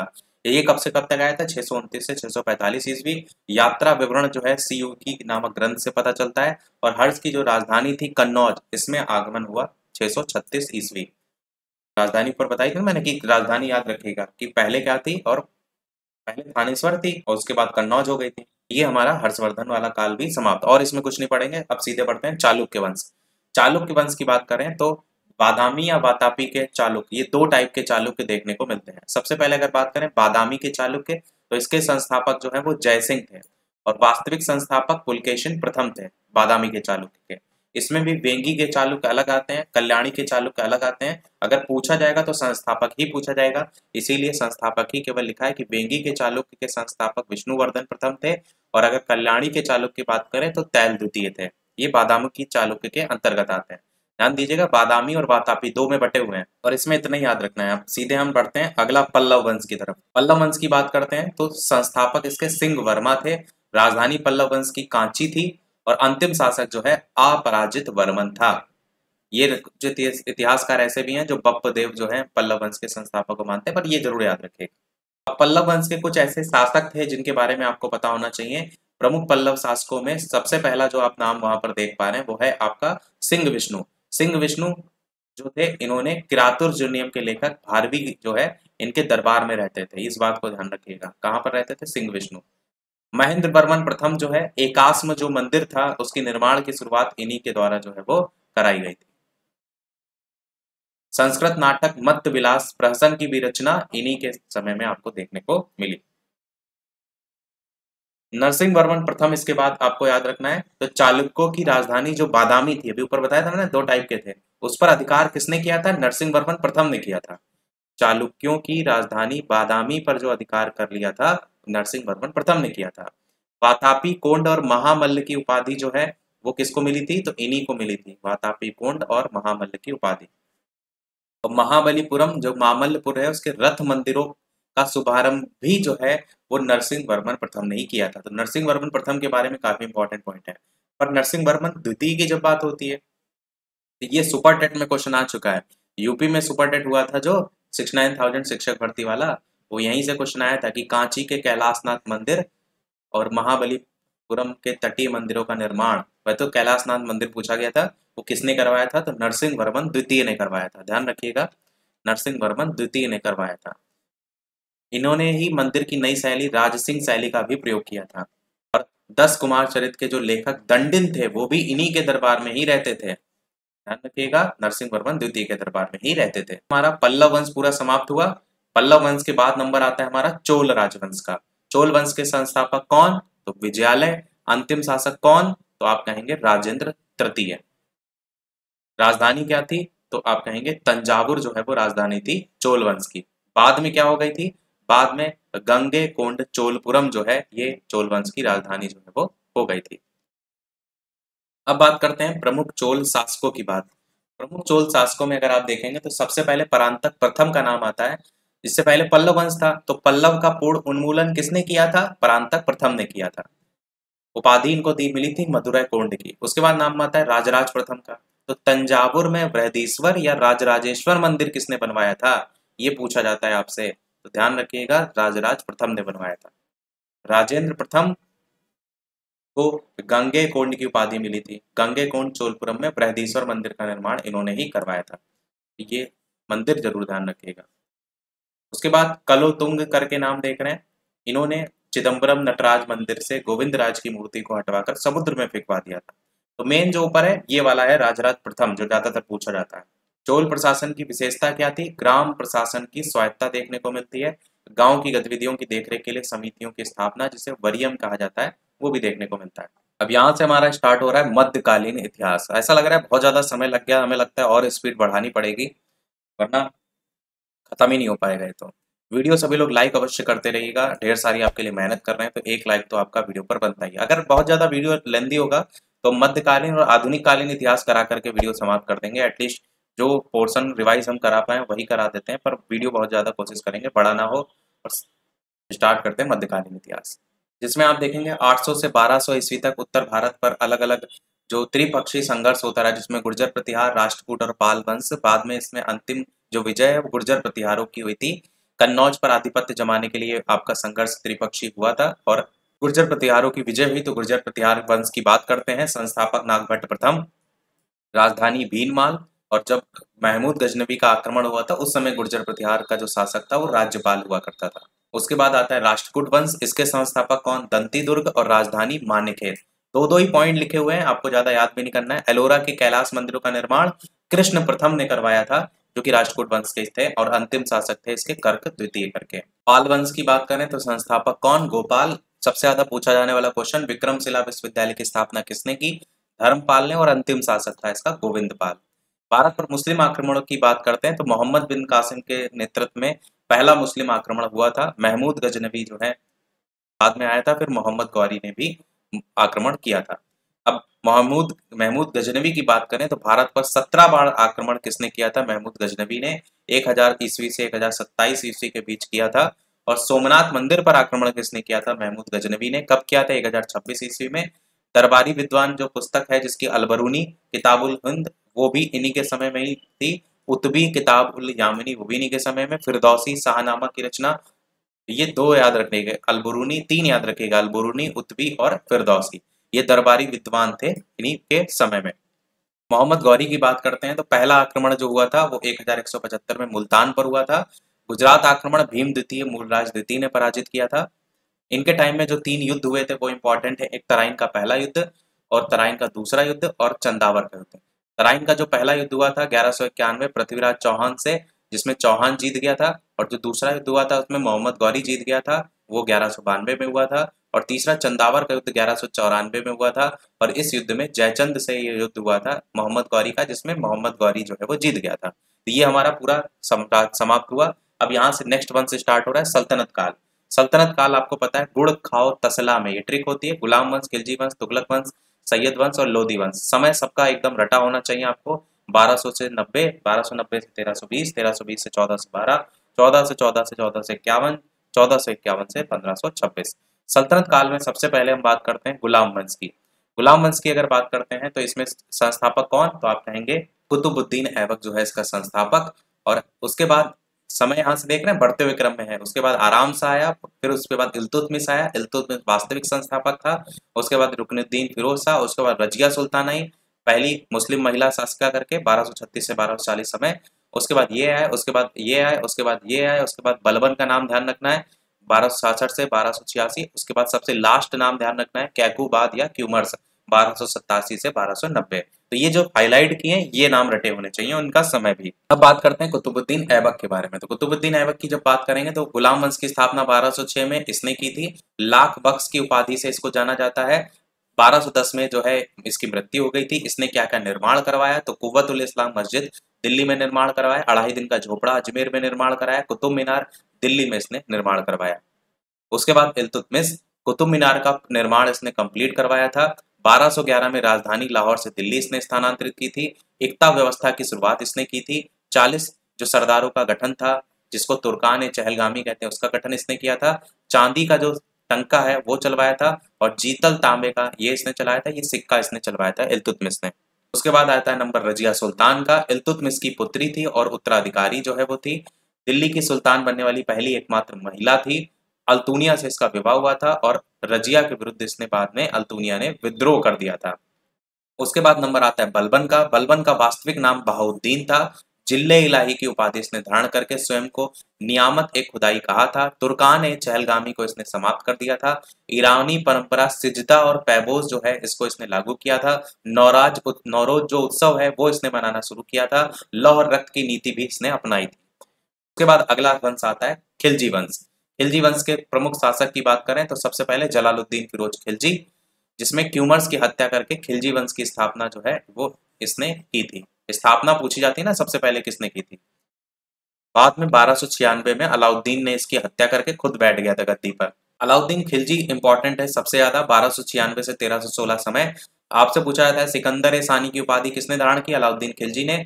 पहला आक्रमण गुजरात के विरुद्ध इसने ही किया था। मलिक काफूर नामक दास गुजरात से इसने प्राप्त किए थे।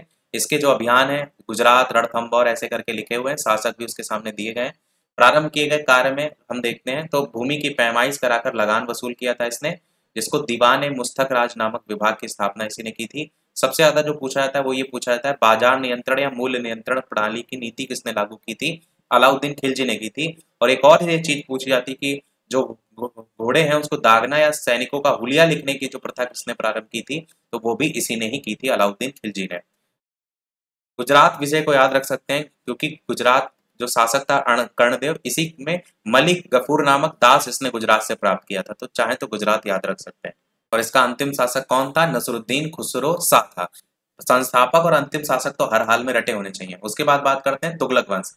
तुगलक वंश की बात करें तो इसमें जो संस्थापक थे गयासुद्दीन तुगलक 1320 से 1325 समय। संस्थापक तुगलक वंश का जो है ये था, इसने उदारता की नीति गयासुद्दीन तुगलक ने अपनाई थी। ये पूछा जाता है तुगलकाबाद नामक नगर का निर्माण किसने करवाया, नहरों का निर्माण करने वाला पहला सुल्तान कौन था, तो ये दोनों में ही आपको याद रखना है।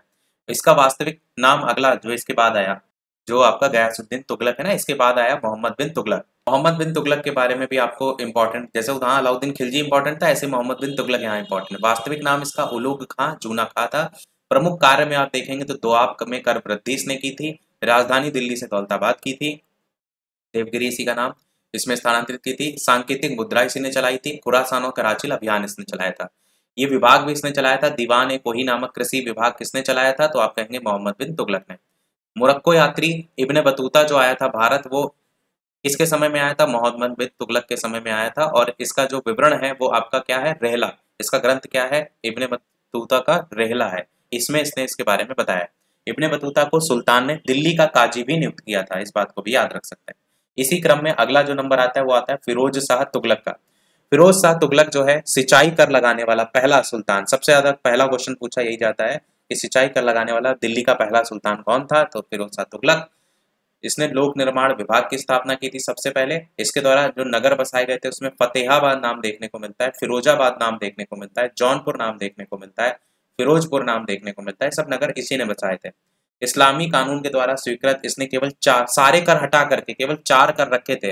वो कर कौन से थे, खराज, खुम्स, जजिया और जकात। इसने केवल 4 कर लगाए थे, बाकी सबको हटा दिया था। जजिया कर इसने ब्राह्मणों पर भी लगाया था। और सिक्का इसने चलाया था ससगनी नाम से।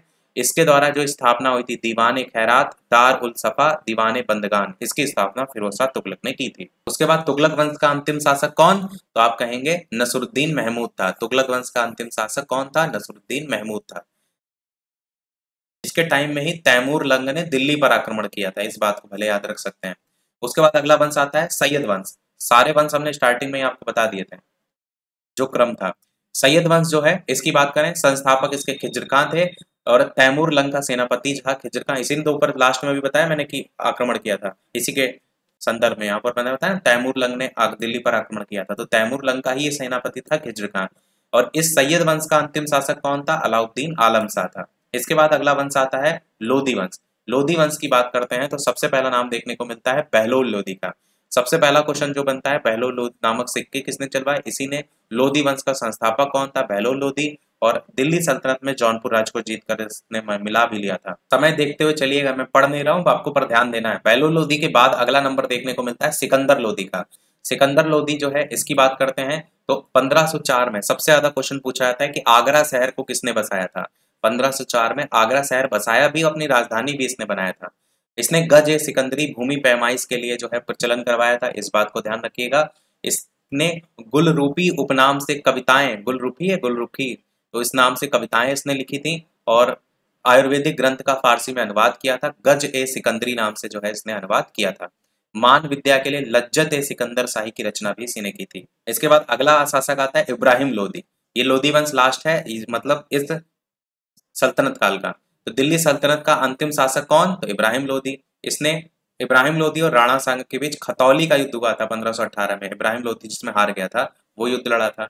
इब्राहिम लोधी और बाबर के बीच पानीपत का युद्ध हुआ था, जिससे ये पूरा वंश ही खत्म हो गया था 1526 में। पानीपत के पहले युद्ध में इब्राहिम लोधी हार गया था। अब यहाँ से ये हमारा सल्तनत काल समाप्त हुआ, और अगला वंश देखने से पहले इसमें कुछ अधिकारी हैं। जैसे सल्तनत कालीन में वजीर वित्त विभाग का प्रमुख होता था। गुप्तचर विभाग जो है उसका अधिकारी बरीद ए मुमालिक करके होता था। कुछ है इंपॉर्टेंट जो याद रख सकते हैं, सब तो इतना पॉसिबल नहीं होगा। और कुछ प्रशासनिक विभाग और संस्थापक में अगर बात करें, ये जो ऊपर अभी आपको हमने बताया ना, ये एक साथ लिस्ट दी गई। जैसे अभी बताया था कि दीवान ए रियासत जो बाजार नियंत्रण से संबंधित था, अलाउद्दीन खिलजी ने चलाया था। दीवान ए अर्ज बलबन ने चलाया था। दीवान ए अमीर कोही कृषि विभाग जो था, मोहम्मद बिन तुगलक ने चलाया था।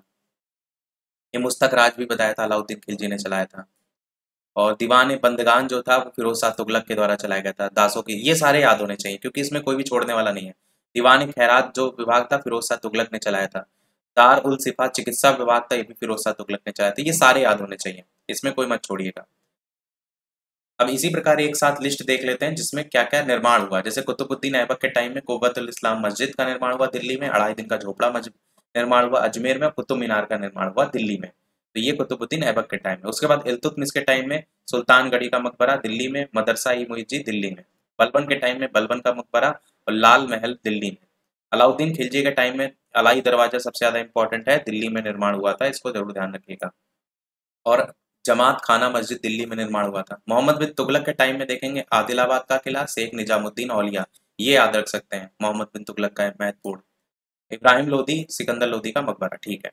इसी प्रकार सल्तनत काल में कुछ साहित्य की बात करते हैं। जैसे किताबुल हिंद की घटना जो ग्रंथ है, वो रचना लेखक कौन थे? अलबरूनी, इसी से संबंधित है। उतबी मैंने बताया, तारीख यामनी उतबी।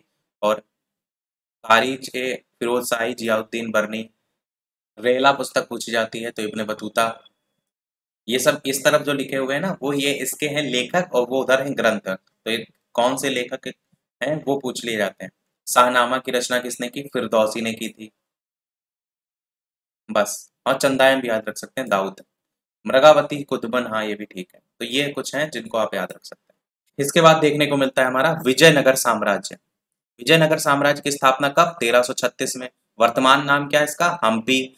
संस्थापक कौन थे? हरिहर और बुक्का। और कुल 4 राजवंश इसमें देखने को मिलते हैं, संगम वंश, सालुब वंश, तुलुप वंश और अराविडु वंश। ये विजयनगर साम्राज्य में देखने को मिलते हैं। बाकी विजयनगर के शासक भी दिए गए, जैसे संगम वंश में हरिहर प्रथम, बुक्का प्रथम, हरिहर द्वितीय, ये सब थे। सालुब वंश में आपके नरसिंह सालुब नरसा नायक। तुलुप वंश में वीर नरसिंह कृष्ण देव राय, सदाशिव राय, ये सब थे। अराविडु वंश में तिरुमल श्रीरंग प्रथम, ये सभी थे। चाहे तो आप समय देख सकते हैं, चाहे तो इसमें एक एक जो शासक हैं उन पर ध्यान दे सकते हैं। अब इसमें से कुछ घटनाएं हैं इसी से संबंधित विजयनगर साम्राज्य को लेकर के, तो उनकी केवल बात करेंगे, सबकी बात नहीं करेंगे। जैसे विट्ठल स्वामी जो मंदिर का निर्माण है वो कृष्ण देव राय ने करवाया था। नागलपुर नगर भी इसी ने बसवाया था। विजयनगर साम्राज्य का पहला शासक हरिहर प्रथम था। काली कोठा का युद्ध आपसे पूछा जा सकता है, तो ये आपका 1565 में हुआ था। विजयनगर को इसमें पराजित किया गया था। बाकी इसमें कुछ भी इंपॉर्टेंट नहीं है। उसके बाद बढ़ते हैं भक्ति आंदोलन की तरफ। भक्ति आंदोलन में आपको ये पता होना चाहिए कौन से संत और उन्होंने कौन सा मत दिया था। शंकराचार्य ने अद्वैतवाद दिया था, रामानुजाचार्य ने विशिष्ट अद्वैतवाद दिया था, माधवाचार्य ने द्वैतवाद दिया था, और निम्बकाचार्य ने द्वैताद्वैतवाद दिया था। वल्लभाचार्य ने शुद्धाद्वैतवाद दिया था, शुद्धाद्वैतवाद दिया था। तो ये जरूर पता होने चाहिए, सही मिलान करने को कई बार पूछ लिए जाते हैं। और कुछ प्रमुख सूफी सिलसिले भी दिए गए, जैसे चिश्ती जो है, शेख मुइनुद्दीन चिश्ती इसके स्थापनाकर्ता के रूप में थे। पहला इंपॉर्टेंट है खाली, मुझे और नहीं लगता कि कोई पूछा जाएगा। ठीक है, अब बात करते हैं हम हमारे मराठा साम्राज्य की तरफ। मराठा साम्राज्य में अगर बात होती है तो बात होती है शिवाजी की। शिवाजी के बारे में आपको पता होना चाहिए कि क्या क्या हुआ है, सारी चीजें। तो सबसे पहले देखेंगे 1665 में पुरंदर की संधि हुई थी, और जन्म इनका 1627 में सिवनेर में हुआ था शिवाजी का। माता का नाम जीजाबाई और पिताजी का नाम शाहजी भोसले था। गुरु जी का नाम था दादाजी कोंडदेव। आध्यात्मिक गुरु जो थे वो रामदास जाने जाते हैं। राज्याभिषेक का ये समय दिया। पुत्र का नाम संभाजी और राजा राम था।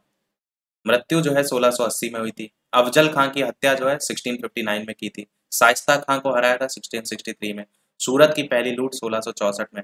दूसरी लूट सूरत की 1670 में।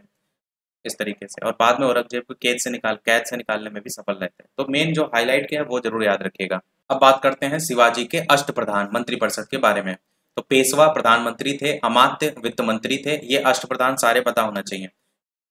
मंत्री जो हैं दैनिक कार्यवाही के लिए थे, सचिव थे पत्राचार विभाग, सुमंत जो है विदेश मंत्री थे, सेनापति सर्रे नौबत जिनको कहा जाता है सैन्य मंत्री थे, और पंडित राव धर्माधिकारी थे, और न्यायाधीश न्याय प्रमुख थे। तो ये कई बार यही पूछ गया था अष्टप्रधान किसके टाइम में थे, तो शिवाजी के समय में थे। नवरत्न अलग है, अष्टप्रधान अलग है। शिवाजी के कुछ उत्तराधिकारी भी लिखे हुए हैं, जिसमें ताराबाई का नाम देखते हैं, संभाजी का नाम देखते हैं, साहू जी का नाम देखते हैं, राजा राम का नाम देखते हैं, तो नाम याद रख सकते हैं। इसके अलावा आंग्ल मराठा युद्ध का समय कई बार देखने को एग्जाम में मिल जाता है। तो पहला आंग्ल मराठा युद्ध हुआ था 1775 से 1782, दूसरा 1803 से 1805, तीसरा 1817 से 1818।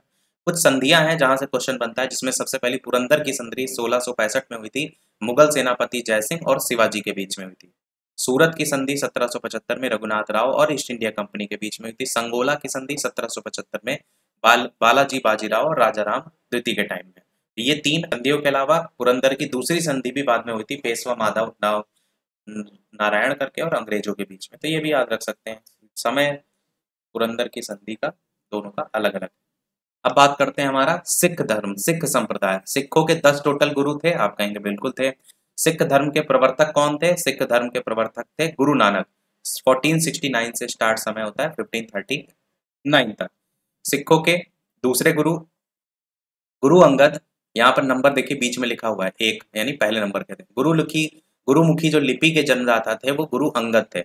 उसके बाद ये दूसरे नंबर के थे। उसके बाद देखेंगे चौथे जो थे, जिन्होंने अमृतसर और संतोष सर तालाब का निर्माण करवाया था, ये चौथे थे गुरु रामदास।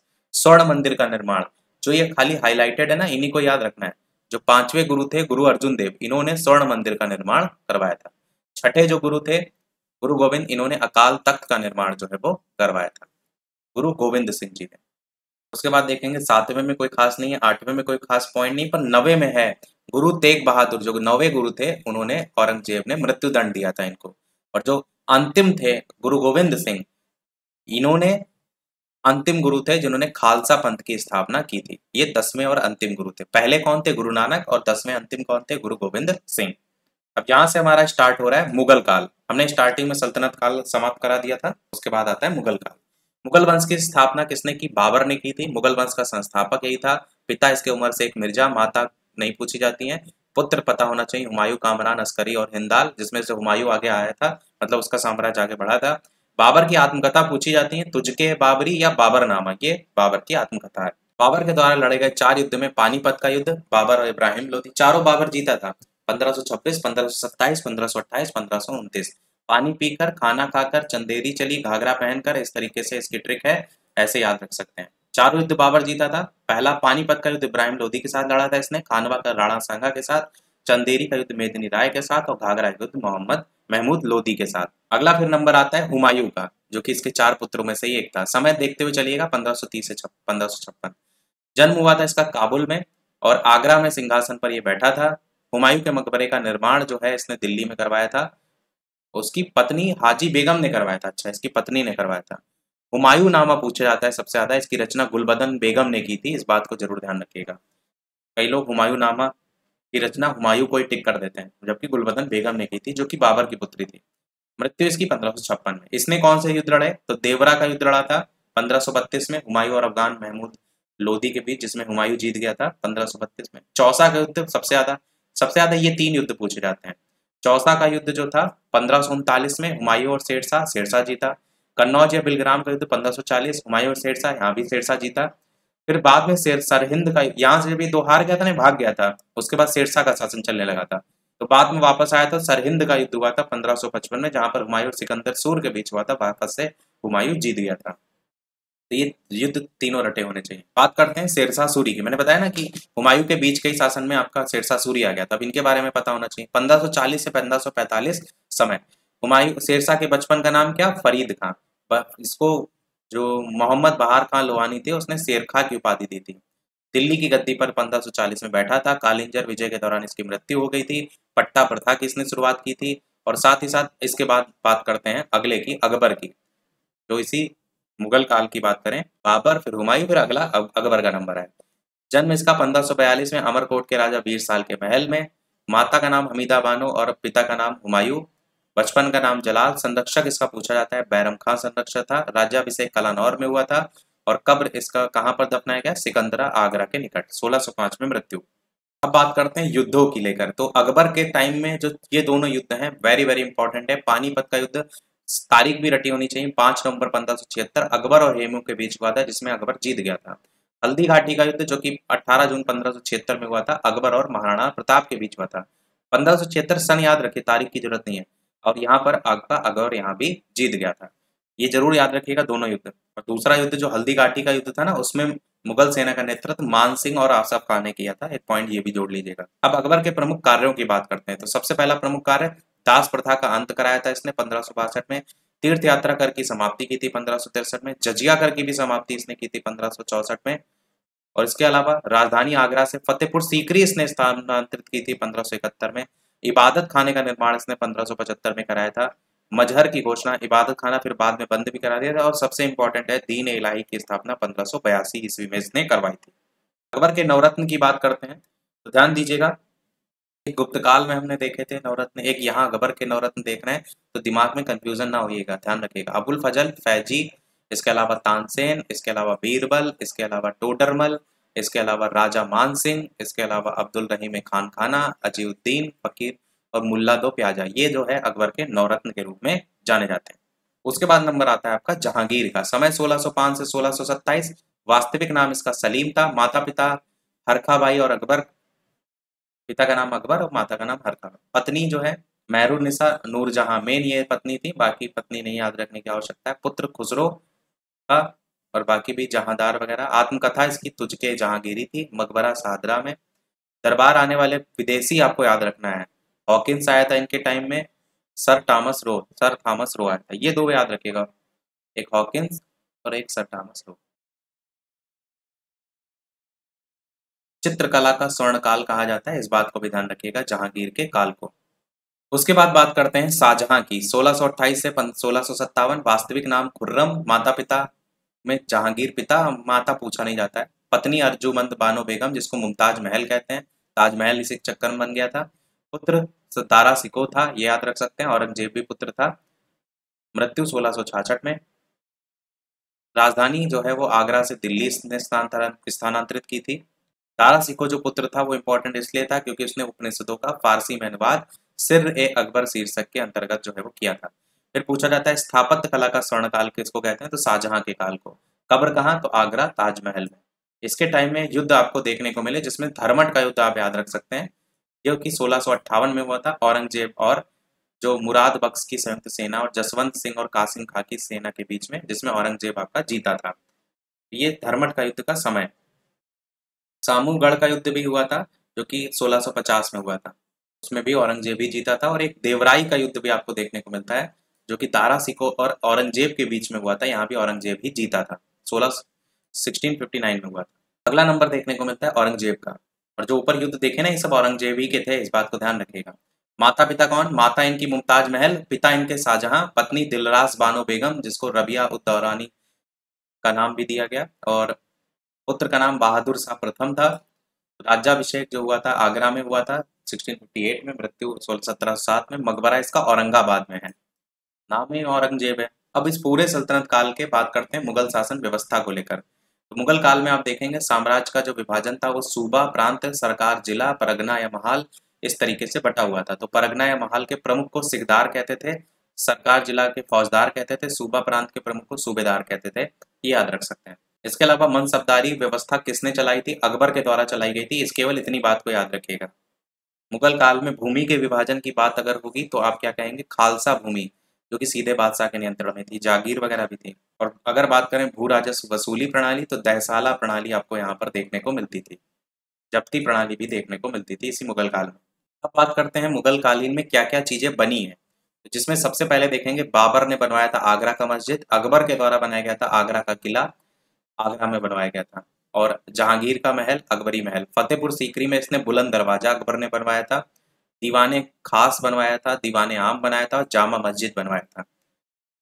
बाकी जहांगीर महल, मरियम महल, ठीक है। जहांगीर के द्वारा अकबर का मकबरा बनवाया गया था सिकंदरा में। शाहजहां के द्वारा जामा मस्जिद बनवाया गया है, लाल किला बनवाया गया है आगरा में, मोती मस्जिद बनवाया गया है, ताजमहल बनवाया गया है, इसने बहुत कुछ बनवाया। औरंगजेब ने मोती मस्जिद बनवाया था दिल्ली में। तो ये भी ध्यान दीजिएगा कि किसने कहाँ बनवाया है। अब बात करते हैं मुगल कालीन प्रमुख पुस्तकें, जिसमें बाबर नाम है, तुझके बाबरी किसकी लेखक कौन है, तो बाबर है। हुमायूं नाम में मैंने बताया था गुलबदन बेगम ने लिखी थी। इसके अलावा तो कोई और खास नहीं है। उसके बाद उत्तर कालीन मुगल कालीन जो शासक थे ना, उसमें कोई ऐसे खास नहीं थे। कौन कौन आए थे जैसे आप देखेंगे तो बहादुर शाह प्रथम आया था, मैंने बताया ना उसका पुत्र था। फिर जहादार शाह आया, फिर फारूक सियार, रफीउद्दौला, फिर मोहम्मद शाह, अहमद शाह, आलमगीर द्वितीय। बक्सर का युद्ध आपको पता होना चाहिए, 1764 में हुआ था, शाह आलम द्वितीय के टाइम में। ये बात इंपॉर्टेंट है। अकबर द्वितीय आया, फिर बहादुर शाह जफर करके आए, द्वितीय जफर करके। और ये पॉइंट भी लिखा हुआ है कि नादिर शाह का आक्रमण जो हुआ था वो मोहम्मद शाह के टाइम में हुआ था। आलमगीर द्वितीय के टाइम में दिल्ली पर अहमद शाह अब्दाली का आक्रमण हुआ था। इस पॉइंट को याद रख सकते हैं क्योंकि बक्सर के युद्ध से संबंधित है। तो यहाँ पर सबसे लास्ट कौन सा है, सबसे लास्ट देख रहे हैं बहादुर शाह द्वितीय जफर करके, अगर सबसे आखिरी पूछ लिया जाए इसका, तो ये हमारा उत्तर कालीन मुगल शासक जो है पूरा समाप्त हुआ। साथ ही मध्यकालीन जो पूरा इतिहास है वो भी हमारा समाप्त हुआ। अब हम बढ़ते हैं हमारे आधुनिक कालीन इतिहास की तरफ। लगभग अब तक 1 घंटा 10 मिनट का समय हो चुका है, एनर्जी हो चुकी है डाउन, और कोशिश हम पूरी कर रहे हैं ज्यादा से ज्यादा चीजें करा दें आपको। जो भी लोग वीडियो से जुड़ते जा रहे हैं बाद में, अगर वीडियो अच्छा लगे तो लाइक सभी लोग अवश्य करते रहिएगा। वैसे भी हम सारी चीजें ऑलरेडी जैसे प्रीवियस ईयर वगैरह हैं वो करा चुके हैं, और वन लाइनर के तौर पर भी करा चुके हैं। ये सब केवल रिवीजन के तौर पर ही है। चलिए कंटिन्यू करते हैं। बात होती है यूरोपीय कंपनियों के आगमन को लेकर। तो सबसे पहले कौन आए, पुर्तगाली आए। कब आए, 1498 में। फिर आपके डच आए, फिर उसके 1605 में। फिर ब्रिटिश अंग्रेज आए 1608 में। फिर डेनिश आए 1620 में। फिर फ्रांसीसी आए, और सबसे लास्ट में स्वीडिश आए। तो कई बार इनका क्रम पूछ लिया जाता है पहले कौन आए, तो इसकी ट्रिक होती है पुत्र अडा डैड फंसा करके, उससे आप इसे याद रख सकते हैं। बाकी एक पॉइंट लिखा भी गया है, जो कि पुर्तगीज हैं, पुर्तगाली हैं, वो सबसे पहले 1498 में आए थे, और भारत में सबसे अंत में भी यही गए हैं। विदेशी कंपनियों की स्थापना क्रम में बात करें, सबसे पहले पुर्तगाली ईस्ट इंडिया कंपनी। इसकी अगर बात करते हैं, कंपनी का नाम एस्तादो दा इंडिया लिखा है, देश पुर्तगाल। स्थापना इसकी 1498 में। कहाँ हुई थी, क्वेश्चन ये पूछा जाता है। भारत में पहली फैक्ट्री इसने स्थापित की थी कोच्चि में 1503 में स्थापित की थी। अंग्रेज ईस्ट इंडिया कंपनी ने जो अपनी फैक्ट्री स्थापित की थी वो सूरत में स्थापित की थी 1613 में। स्थापना जो थी वो जो इंग्लिश ईस्ट इंडिया कंपनी है उसकी 1600 में हुई है, परंतु भारत में जो पहली फैक्ट्री स्थापित की वो 1613 में की, सूरत में। अंतर को समझते हुए चलिएगा। और जो देश कौन सा था ईस्ट इंडिया कंपनी का, तो इंग्लैंड या ब्रिटेन था। और ये नाम भी लिखा हुआ है कंपनी का, ईस्ट इंडिया कंपनी का, वो देख सकते हैं। अगला है डच ईस्ट इंडिया कंपनी। इसका जो देश है वो हॉलैंड, वर्तमान में नीदरलैंड हो गया है। ये 1602 में आए, परंतु इसने भारत में जो फैक्ट्री स्थापित की वो मसूलीपट्टनम में की 1620 में। Danish east India company Denmark से संबंधित है, 1616 में आया, परंतु त्रावणकोर में 1620 में भारत में इसने स्थापना जो है वो की। फ्रांसीसी ईस्ट इंडिया कंपनी ने जो है वो 1668 में जो है स्थापना भारत में की, और ये आया था 1664 में। फ्रांस से संबंधित है, फ्रांसीसी तो नाम से ही समझ में आ रहा है। स्वीडिश ईस्ट इंडिया कंपनी की अगर बात करें तो स्वीडन से संबंधित, चीन में इसने अपना केंद्र जो है वो बनाया था। भारत को लेकर बात नहीं की गई है, बाकी स्वीडन जो है ये इससे संबंधित है, 1731 में आया था। अब इनके बारे में एक दो पॉइंट, जैसे पहले पुर्तगाली और पहले यूरोपीय यात्री कौन थे, तो वास्को डी गामा थे। और कब आया था, 1498 में आया था। फ्रांसिस्को डी अल्मीडा की बात होती है तो 1505 में भारत में पहला पुर्तगाली वायसराय बनकर कौन आया था, तो फ्रांसिस्को दी अल्मीडा। 1510 में अल्बुकर्क ने बीजापुर के शासक यूसुफ आदिल शाह से गोवा छीन लिया था। बात को भी याद रख सकते हैं। उसके बाद बात करते हैं फ्रांसीसी की। तो फ्रांसीसी जो कंपनी की स्थापना हुई थी वो मंत्री कॉलबर्ट के प्रयासों से हुई थी, लुई 14 के शासनकाल में हुई थी, नाम से इसको जाना जाता है। फ्रांसीसियों के पहले फ्रांसीसी गवर्नर थे फ्रैंको मार्टिन। वांडीवास का जो युद्ध था 1760 में, अंग्रेज सेनापति जनरल आयरकूट ने फ्रांसीसियों को इसी में हराया था। अगला है अंग्रेज। तो पहले अंग्रेज कौन थे भारत आने वाले, पहले अंग्रेज जॉन मिल्डन हॉल थे। और अंग्रेजों को जो अधिकार मिला था वो महारानी एलिजाबेथ प्रथम ने दिया था, 15 वर्षों के लिए व्यापार हेतु 15 वर्षों के लिए व्यापारिक अधिकार जो है वो दिए गए थे। बाद में 1609 में इसको अनिश्चित काल के लिए जेम्स प्रथम ने बढ़ा दिया था। जेम्स जब बात होती है तो इनके समय में आपको पता है कैप्टन हॉकिंस, सम्राट अकबर के जो ब्रिटेन के राजा थे, जेम्स प्रथम, इनके दूत के रूप में कैप्टन हॉकिंस सम्राट अकबर के नाम पत्र लेकर जहांगीर के दरबार में पहुंचे थे, आगरा पहुंचे थे। यहाँ से क्वेश्चन आपसे पूछा जाता है। थॉमस रो ब्रिटेन के राजदूत के रूप में जहांगीर के दरबार में जो है आपके आए थे।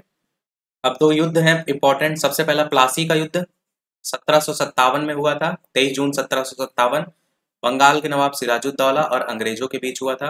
सेनापति इसके रॉबर्ट क्लाइव थे और इन्हीं के बीच में हुआ था। परिणाम क्या हुआ था, इसमें अंग्रेज जीत गए थे।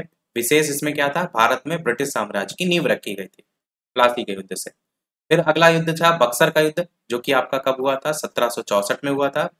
और इसमें क्या हुआ था, बंगाल के नवाब मीर कासिम थे, अवध के नवाब सुजाउद्दौला थे, दिल्ली के सम्राट मुगल शाह आलम द्वितीय थे और अंग्रेजों में सेनापति हेक्टर मुनरो थे। इनके बीच हुआ था। परिणाम इसका क्या था, अंग्रेज विजयी रहे थे। विशेष इसमें क्या था, अंग्रेजों की भारत में वास्तविक सत्ता स्थापित हो गई थी। उसके बाद बात करते हैं इलाहाबाद की संधि की। रॉबर्ट क्लाइव के द्वारा हुई थी, इस बात को ध्यान रखिएगा। इलाहाबाद की पहली संधि शाह आलम द्वितीय से हुई थी 1765 में, 12 अगस्त की तारीख थी। इलाहाबाद की दूसरी संधि सुजाउद्दौला से हुई थी 16 अगस्त को, जो कि 1765 में ही हुई थी। कर्नाटक के 3 युद्ध भी हुए थे। पहला युद्ध हुआ था 1746 में, दूसरा 1749 में और तीसरा 1758 में। पहला जो युद्ध हुआ था वो ऑस्ट्रिया के उत्तराधिकार के युद्ध से संबंधित था, दूसरा कर्नाटक के उत्तराधिकार से और तीसरा सप्तवर्षीय युद्ध और औपनिवेशिक कारण। संधि हुई थी सैपल की संधि, पौंडीचेरी की संधि और तीसरे में पेरिस की संधि। तीसरी वाली संधि पता होना चाहिए। परिणाम देखेंगे तो कुछ खास इसमें नहीं देखने को मिला था, पर तीसरे में आप देखेंगे तो फ्रांस हार गया था। मेन आपको पता होना चाहिए, कर्नाटक जो युद्ध था अंग्रेज और फ्रांसीसियों के बीच हुआ था, इस बात को ध्यान रखिएगा। उसके अलावा आंग्ल मैसूर युद्ध हुए थे, ये अभी ऊपर आया था, जिसमें मैंने बताया था कि प्रथम आंग्ल मैसूर युद्ध 1767, दूसरा 1780, तीसरा 1790 और चौथा 1799। मायूर के शासक कौन थे, मैसूर के शासक? तो हैदर अली और नीचे वाले में टीपू सुल्तान। उस समय बंगाल के गवर्नर कौन थे? तो लॉर्ड वेरेलेस्ट पहले में थे, दूसरे में वारन हेस्टिंग्स, तीसरे में लॉर्ड कॉर्नवालिस और चौथे में लॉर्ड वेलेजली। संधि क्या हुई थी, पहले में मद्रास की, दूसरे में मैंगलोर की संधि, तीसरे में श्रीरंगपट्टनम की संधि हुई थी। ये वेरी वेरी इंपॉर्टेंट है आपका, तो इसको याद जरूर रखिएगा। श्रीरंगपट्टनम की संधि 1792 में हुई थी। और चौथे में अड्यार वंश का एक बालक जो है कृष्णराज बैठा था टीपू सुल्तान की मृत्यु के बाद। मेन आपको गवर्नर और शासक ये पता होना चाहिए कि आंग्ल मैसूर युद्ध अलग था और आंग्ल मराठा युद्ध अलग था। तो आंग्ल मराठा युद्ध की बात करते हैं तो 3 आंग्ल मराठा युद्ध हुए थे, जिसमें आप देखेंगे तो सेकंड वाला था, इसमें देवगांव की संधि हुई थी, इस बात को याद रख सकते हैं। तीसरे वाले में पूना की संधि हुई थी, ग्वालियर की संधि हुई थी, ये याद रख सकते हैं। बाकी समय आप अपने अकॉर्डिंग देख सकते हैं। ये था आंग्ल मराठा युद्ध। आंग्ल सिख युद्ध की बात करें तो इसमें आपका किसके टाइम में हुआ था, पहला वो याद रख सकते हैं, इससे लॉर्ड हार्डिंग के टाइम में हुआ था, इसमें लाहौर की संधि हुई थी। और दूसरा वाला जो था लॉर्ड डलहौजी के टाइम में हुआ था, इसमें अमृतसर की संधि हुई थी। तो ये आपके आंग्ल सिख युद्ध थे। अब बात करते हैं गवर्नर, गवर्नर जनरल या वायसराय। सबसे पहले वॉरेन हेस्टिंग्स 1773-1785 समय। पहला क्वेश्चन पूछा जाता है बंगाल के पहले गवर्नर जनरल कौन, तो वॉरेन हेस्टिंग्स। इनके समय में रेगुलेटिंग एक्ट आया था 1773 में। कलकत्ता में सुप्रीम कोर्ट की स्थापना हुई थी। पहला आंग्ल मराठा और दूसरा आंग्ल मराठा युद्ध हुआ था, सालाबाई की संधि हुई थी और भारत में न्यायिक सेवा का जनक भी इन्हीं को कहा जाता है। दूसरा है लॉर्ड कॉर्नवालिस, समय इनका ये। तीसरा आंग्ल मराठा युद्ध और श्रीरंगपट्टनम की संधि हुई थी, ये चीज मैंने कहा था कि समय ध्यान रखिएगा। उसके अलावा भारत में सिविल सेवा और पुलिस सेवा के जनक के रूप में लॉर्ड कॉर्नवालिस को जाना जाता है। स्थायी बंदोबस्त भी इनके टाइम में आया था 1793 में। उसके अलावा अगला है लॉर्ड वेलेजली, समय इनका ये है। सहायक संधि की शुरुआत हुई थी इन्हीं के समय में। और चौथा आंग्ल मैसूर युद्ध हुआ, दूसरा आंग्ल मराठा युद्ध हुआ, कलकत्ता में फोर्ट विलियम कॉलेज की स्थापना हुई। अगला है लॉर्ड हेस्टिंगस। तीसरा आंग्ल मराठा युद्ध के बाद हस्तक्षेप की नीति आई, समय इनका देख लीजिएगा। मुंबई और मद्रास में रैयतवाड़ी व्यवस्था को टॉमस मुनरो के द्वारा लागू किया गया और महालवाड़ी व्यवस्था को जो है ये लागू किया गया था अवध और उत्तर पश्चिम राज्य या प्रांतों में। अगला है लॉर्ड विलियम बेंटिक। सबसे पहला क्वेश्चन यही पूछा जाता है कि बंगाल के अंतिम गवर्नर जनरल या भारत के पहले गवर्नर जनरल कौन, तो लॉर्ड विलियम बेंटिक। समय 1828 से 1835। सती प्रथा का उन्मूलन इनके समय में हुआ था, मतलब नष्ट हुआ था। और इसके समय में सबसे जो इम्पोर्टेंट है वो है चार्टर एक्ट द्वारा बंगाल के गवर्नर जनरल को भारत का गवर्नर जनरल बना दिया गया था। भारत का पहला गवर्नर जनरल था कौन, 1833 में लॉर्ड विलियम बेंटिक। ठगी प्रथा को इन्होंने समाप्त किया था स्ली मैन की हेल्प से। लॉर्ड विलियम बेंटिक ने ठगी प्रथा को समाप्त किया था। उसके बाद नंबर आता है लॉर्ड एलनबरो का, जिसमें प्रथम आंग्ल अफगान युद्ध हुआ था, दास प्रथा का उन्मूलन हुआ। लॉर्ड डलहौजी की बात करते हैं, समय इनका जरूर याद रखिएगा, इनसे क्वेश्चन बनते हैं। जिसमें आप देखेंगे दूसरा आंग्ल सिख युद्ध हुआ था और कोहिनूर हीरा महारानी विक्टोरिया को इसमें भेज दिया गया था बाद में। इनके समय में बहुत से राज्यों का विलय किया गया था, जिसमें सतारा, जैतपुर, बघाट अलग अलग राज्य दिए गए, झांसी, नागपुर, अवध। और अवध पे एक क्वेश्चन भी बनता है कि कुशासन का आरोप लगा करके उसको मिला लिया गया था अपने राज्य में, तो 1856 में मिलाया गया था। ये क्वेश्चन आ चुका है प्रीवियस में। भारत में रेलवे के जनक इनको कहा जाता है। पहली रेलवे लाइन मुंबई से ठाणे 34 किलोमीटर पे इन्होंने चलाई थी। कलकत्ता और रानीगंज के मध्य दूसरी रेलवे इन्हीं के टाइम में चली थी। भारत में पहली बार पीडब्ल्यूडी सार्वजनिक निर्माण विभाग की स्थापना भी इन्हीं के टाइम में हुई थी। अगला है लॉर्ड कैनिंग। भारत के अंतिम गवर्नर जनरल और पहले वायसराय कौन? तो लॉर्ड कैनिंग। 1857 के प्रथम स्वतंत्रता संग्राम से संबंधित कौन? तो यही थे। कलकत्ता, मुंबई और मद्रास में 3 नए विश्वविद्यालय खोले। कंपनी के शासन का इन्होंने अंत कर दिया। मुगल सम्राट के पद को इन्होंने समाप्त कर दिया। उसके बाद आया लॉर्ड मेयो का नाम, जिन्होंने पुरातत्व सर्वेक्षण विभाग बनाया। इन्होंने कलकत्ता, बंबई और मद्रास में उच्च न्यायालय की स्थापना की। और भारत में पहली जनगणना लॉर्ड मेयो के कार्यकाल में हुई थी 1872 में। इस बात को जरूर ध्यान रखिएगा। उसके बाद है लॉर्ड लिटन, जो कि समय इनका ये। उसके बाद वर्नाकुलर प्रेस एक्ट सबसे ज्यादा पूछा जाता है, 1878 इन्हीं के टाइम में पारित हुआ था। सिविल सेवा परीक्षाओं की जो मैक्सिमम एज है उसको 21 से घटाकर इन्होंने 19 वर्ष कर दी थी लॉर्ड लिटन ने। फिर नंबर आता है लॉर्ड रिपन का, 1880 से 84 के समय में था। नियमित जनगणना सबसे ज्यादा पूछी जाती है किनके टाइम में? 1881 में, इन्हीं के समय में। स्थानीय स्वशासन संबंधित प्रस्ताव पारित किया था, इसलिए रिपन को स्थानीय स्वशासन का जनक कहा जाता है। ये क्वेश्चन भी पूछा जाता है। विलियम हंटर की अध्यक्षता में शिक्षा आयोग का गठन हुआ था, ये पूछा जाता है। वर्नाकुलर प्रेस एक्ट को इन्होंने समाप्त कर दिया था, ये पूछा जाता है। इल्बर्ट बिल विवाद हुआ था, उसके लिए प्रस्तावित इन्होंने किया था, श्वेत विद्रोह के नाम से प्रसिद्ध है, ये भी इनके टाइम में आपको देखने को मिला। लॉर्ड डफरिन की बात करते हैं। इनके समय में ए.ओ. ह्यूम के द्वारा 1885 में भारतीय राष्ट्रीय कांग्रेस का स्थापना हुआ, गठन हुआ। ये क्वेश्चन वेरी वेरी इंपॉर्टेंट है।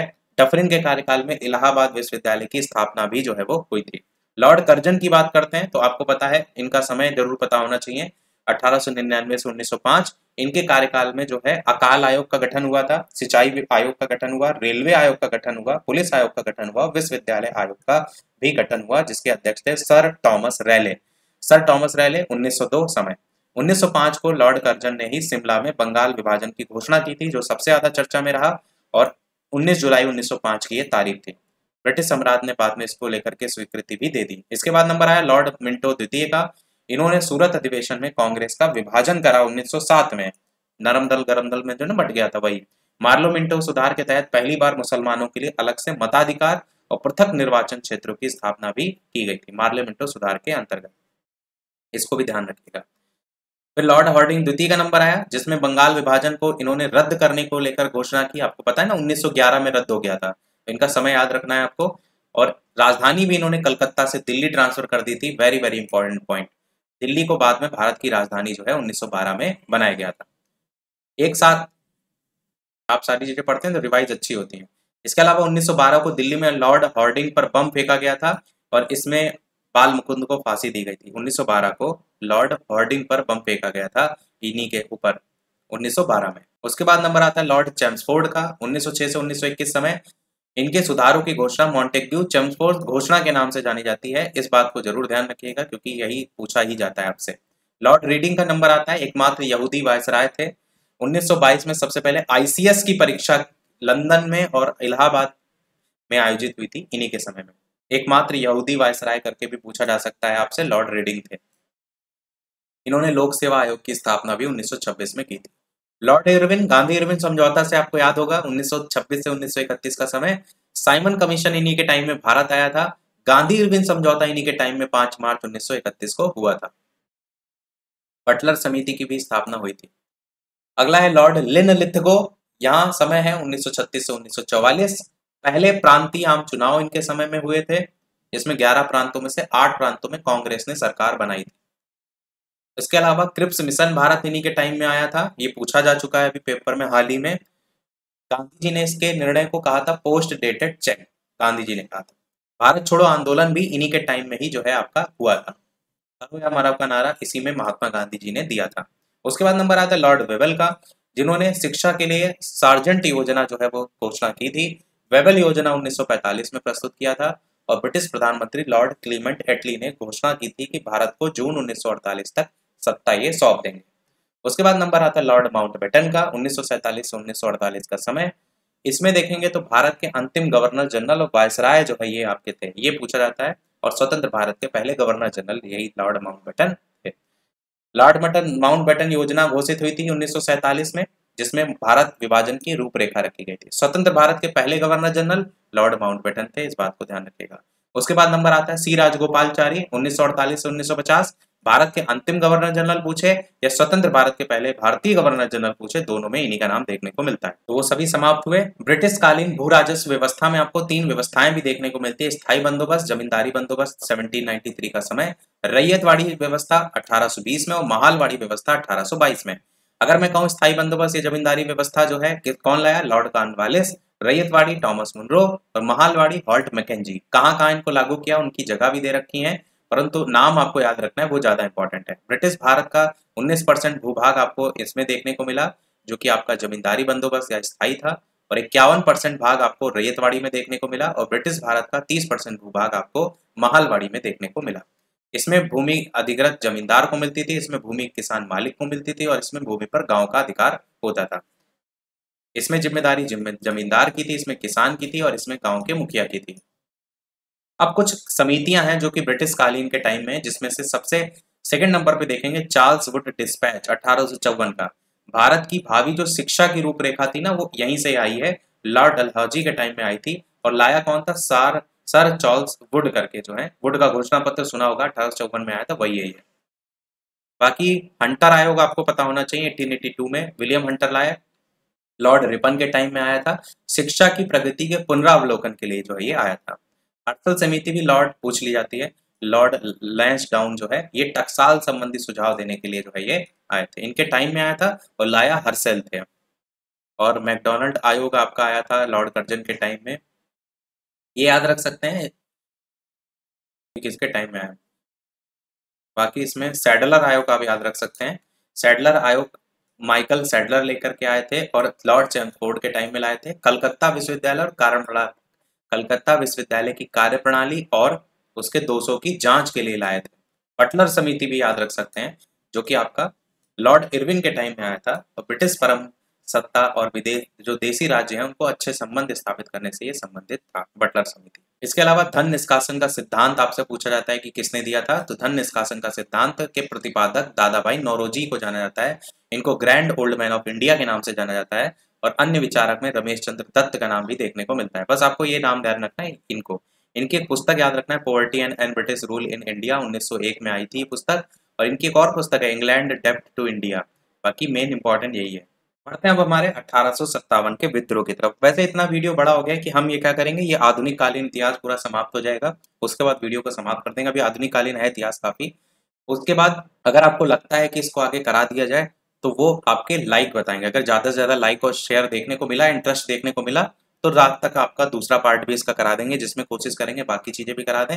इन केस आपका नहीं लगा कि नहीं ठीक है इतना काफी है, तो फिर नहीं कराएंगे। जैसा हो आप कमेंट में बता दीजिएगा, पर कमेंट और जो लाइक है उसी के अकॉर्डिंग ही हम चीजें लेकर के चलेंगे, क्योंकि बिना मतलब की मेहनत का कोई मतलब नहीं है।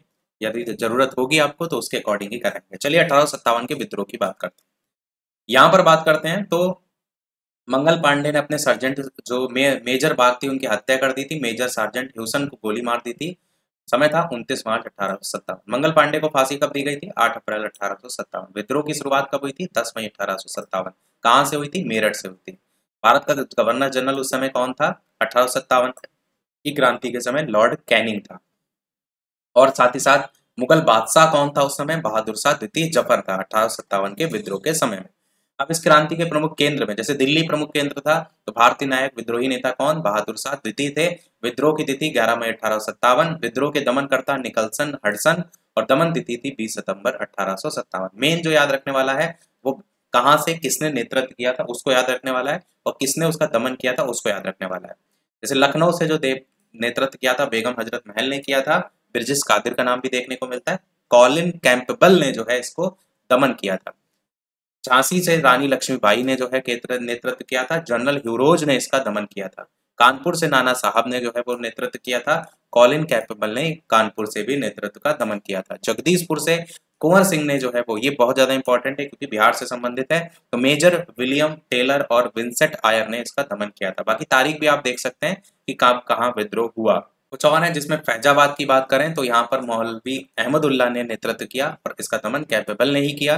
बरेली से खान बहादुर खान ने किया और इसका दमन कैपेबल ने किया। इलाहाबाद प्रयागराज से लियाकत अली ने किया और इसका जो आपका दमन है वो कर्नल नील ने किया। फतेहपुर से अजीमुल्ला ने किया और इसका जो दमन है वो जनरल रेनार्ड ने किया। अब 1800 से संबंधित 57 की क्रांति से संबंधित कुछ पुस्तकें और उनके लेखक, जिसमें सबसे पहला देखेंगे the Indian war of independence, ये पुस्तक वीडी सावरकर की है। द ग्रेट रिबेलियन पुस्तक अशोक मेहता जी की है और साथ ही sepoy mutiny and the revolt of 1857 RC Majumdar की। तीन ही पुस्तक हैं तो तीनों ही याद होनी चाहिए, इनमें से कोई ना कोई पूछे जाने के चांसेस हो सकते हैं।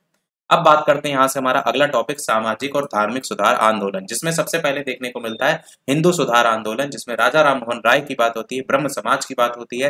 राजा राम मोहन राय का जो जन्म हुआ था 1772 में हुआ और जन्म स्थल इनका कहाँ है, हुगली बंगाल में है। उपाधि इनको राजा की मिली थी, किसने दी थी, मुगल शासक अकबर द्वितीय ने दी थी। युगदूत की उपाधि सुभाष चंद्र बोस ने दी थी। संवैधानिक आंदोलन के जनक सुरेंद्र नाथ बनर्जी ने कहा था। भारतीय नव जागरण के अग्रदूत या जनक के रूप में भी इन्हीं को जाना जाता है और भी बहुत सी उपाधियां मिली है। यहाँ जैसे प्रथम आधुनिक पुरुष और युग पुरुष भी इनको मिला उपाधि। प्रकाशित समाचार पत्र पत्रिकाएं सबसे ज्यादा इंपॉर्टेंट है संवाद कौमुदी, ध्यान रखिएगा ब्रह्म समाज के टाइम में, तो बांग्ला भाषा में। इसके अलावा मिरात उल अखबार अंग्रेजी फारसी भाषा में। इस तरीके प्रमुख पुस्तकें में अगर बात करते हैं तो कोई ऐसी खास इंपॉर्टेंट नहीं है। स्थापित संस्थाओं में अगर बात करते हैं तो आत्मीय सभा इंपॉर्टेंट है 1814 से 1815, कहीं कहीं 1815 ही सीधे लिखा देखने को मिल जाता है। वेदांत सोसाइटी 1816। हिंदू कलकत्ता, ये जो आत्मीय सभा है उसकी स्थापना कलकत्ता में लिखा हुआ है। Hindu college 1817, Calcutta David air की अग्रणी भूमिका रही थी। वेदांत कॉलेज 1825, ये याद रख सकते हैं, और कलकत्ता में ये भी था। और ब्रह्म समाज की स्थापना 1828 में, ये तो हम ऑलरेडी बता चुके हैं कहाँ की थी, कलकत्ता में की थी। उसके बाद अगला नंबर देखने को मिलता है स्वामी दयानंद सरस्वती जी का, जिन्होंने आर्य समाज की स्थापना की। जन्म इनका 1824 गुजरात में। बचपन का नाम पूछा जाता है मूलशंकर। संस्था इनकी आर्य समाज कहाँ की, 1875 बंबई में स्थापना की। नारा इन्होंने दिया था वेदों की और लौटो, और स्वराज्य शब्द का प्रयोग भी इन्होंने ही सबसे पहले किया था। भारत भारतीयों के लिए स्वराज्य शब्द का प्रयोग इन्होंने किया था। उपाधि इनको दी गई थी, भारत का मार्टिन लूथर कहा जाता था। बाकी सुधारात्मक कार्य आंदोलन में ऐसा कुछ खास नहीं है। मूलशंकर का नाम स्वामी, ये तो पता ही आपको, मैंने बताया इनका मूल नाम जो था वो याद रखिएगा। दंडी प्रसाद जो पूर्णानंद है उन्होंने ही इनका नाम रखा था स्वामी दयानंद सरस्वती, ये नाम भले याद रख सकते हैं। रचनाएं इंपॉर्टेंट है। सत्यार्थ प्रकाश की रचना संस्कृत में इन्होंने की है 1874 में, बाकी कोई इंपॉर्टेंट नहीं है। सत्यार्थ प्रकाश को आर्यों का बाइबल भी जो है वो कहा जाता है। अगला नाम देखने को मिलता है स्वामी विवेकानंद जी का, और रामकृष्ण मिशन की बात होती है। स्वामी विवेकानंद जी का जन्म हुआ था 1863 में 12 जनवरी को। जन्म स्थान कोलकाता था। बचपन का नाम नरेंद्र दत्त था। पिता का नाम विश्वनाथ दत्त था। माता का नाम भुवनेश्वरी देवी था और गुरु जी का नाम रामकृष्ण परमहंस था। जो हाईलाइट कर रहे हैं वो तो नहीं भूलना है, बाकी आप जितना चाहें याद रख सकते हैं। संस्थापित संस्था में रामकृष्ण मिशन 1897 में बेल्लूर में कलकत्ता में इन्होंने स्थापना की थी, वो भी समाप्त हुआ। अब कुछ हिंदू सामाजिक धार्मिक आंदोलन और उनके संगठन, जैसे सबसे पहला पूछा जाता है एशियाटिक सोसाइटी, स्थापना की थी विलियम जोन्स ने, कहाँ की थी, कलकत्ता बंगाल में। कब की थी, 1784 में। युवा बंगाल आंदोलन की स्थापना हेनरी लुई विवियन डेरोजियो ने की थी। ब्रह्म समाज आपको मैंने बता ही दिया, राजा राम मोहन राय ने 1828 कलकत्ता बंगाल में। तत्वबोधनी सभा 1839 में देवेंद्र नाथ टैगोर ने कलकत्ता में की थी। और प्रार्थना समाज की स्थापना जो है वो 1867 में आत्माराम पांडुरंग और एमजी रनाडे ने बंबई में की थी। आर्य समाज की स्थापना 1875 स्वामी दयानंद सरस्वती बंबई में की थी। थियोसोफिकल सोसाइटी 1875 मैडम एचपी ब्लावास्की और कर्नल एस अलकाट ने न्यूयॉर्क में की थी, और इसी को भारत में इनी बेसेंट ने किया था। और आपका Indian national social conference Mahadev Govind Ranade, इनका नाम याद रख सकते हैं, बंबई में की थी। रामकृष्ण मिशन की स्थापना 1897 स्वामी विवेकानंद बेल्लूर में की थी। Servant of India society 1905 Gopal Krishna Gokhale Bombay में की थी। और आपका सेवा समिति है 1914 कुंजरू ने की थी इलाहाबाद में। हिंदू महासभा की स्थापना 1915 मदन मोहन मालवीय हरिद्वार में इसकी स्थापना की थी। विश्व भारती की स्थापना पूछी जाती है रविन्द्रनाथ टैगोर ने कलकत्ता में की थी 1921 में।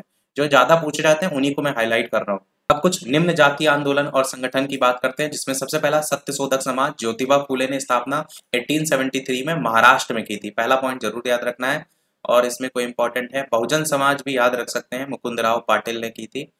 और ऐसा हाँ, बहिष्कृत हितकारिणी सभा भी याद रख सकते हैं, डॉक्टर भीमराव अम्बेडकर ने की थी, 1924 में की थी, बंबई में की थी।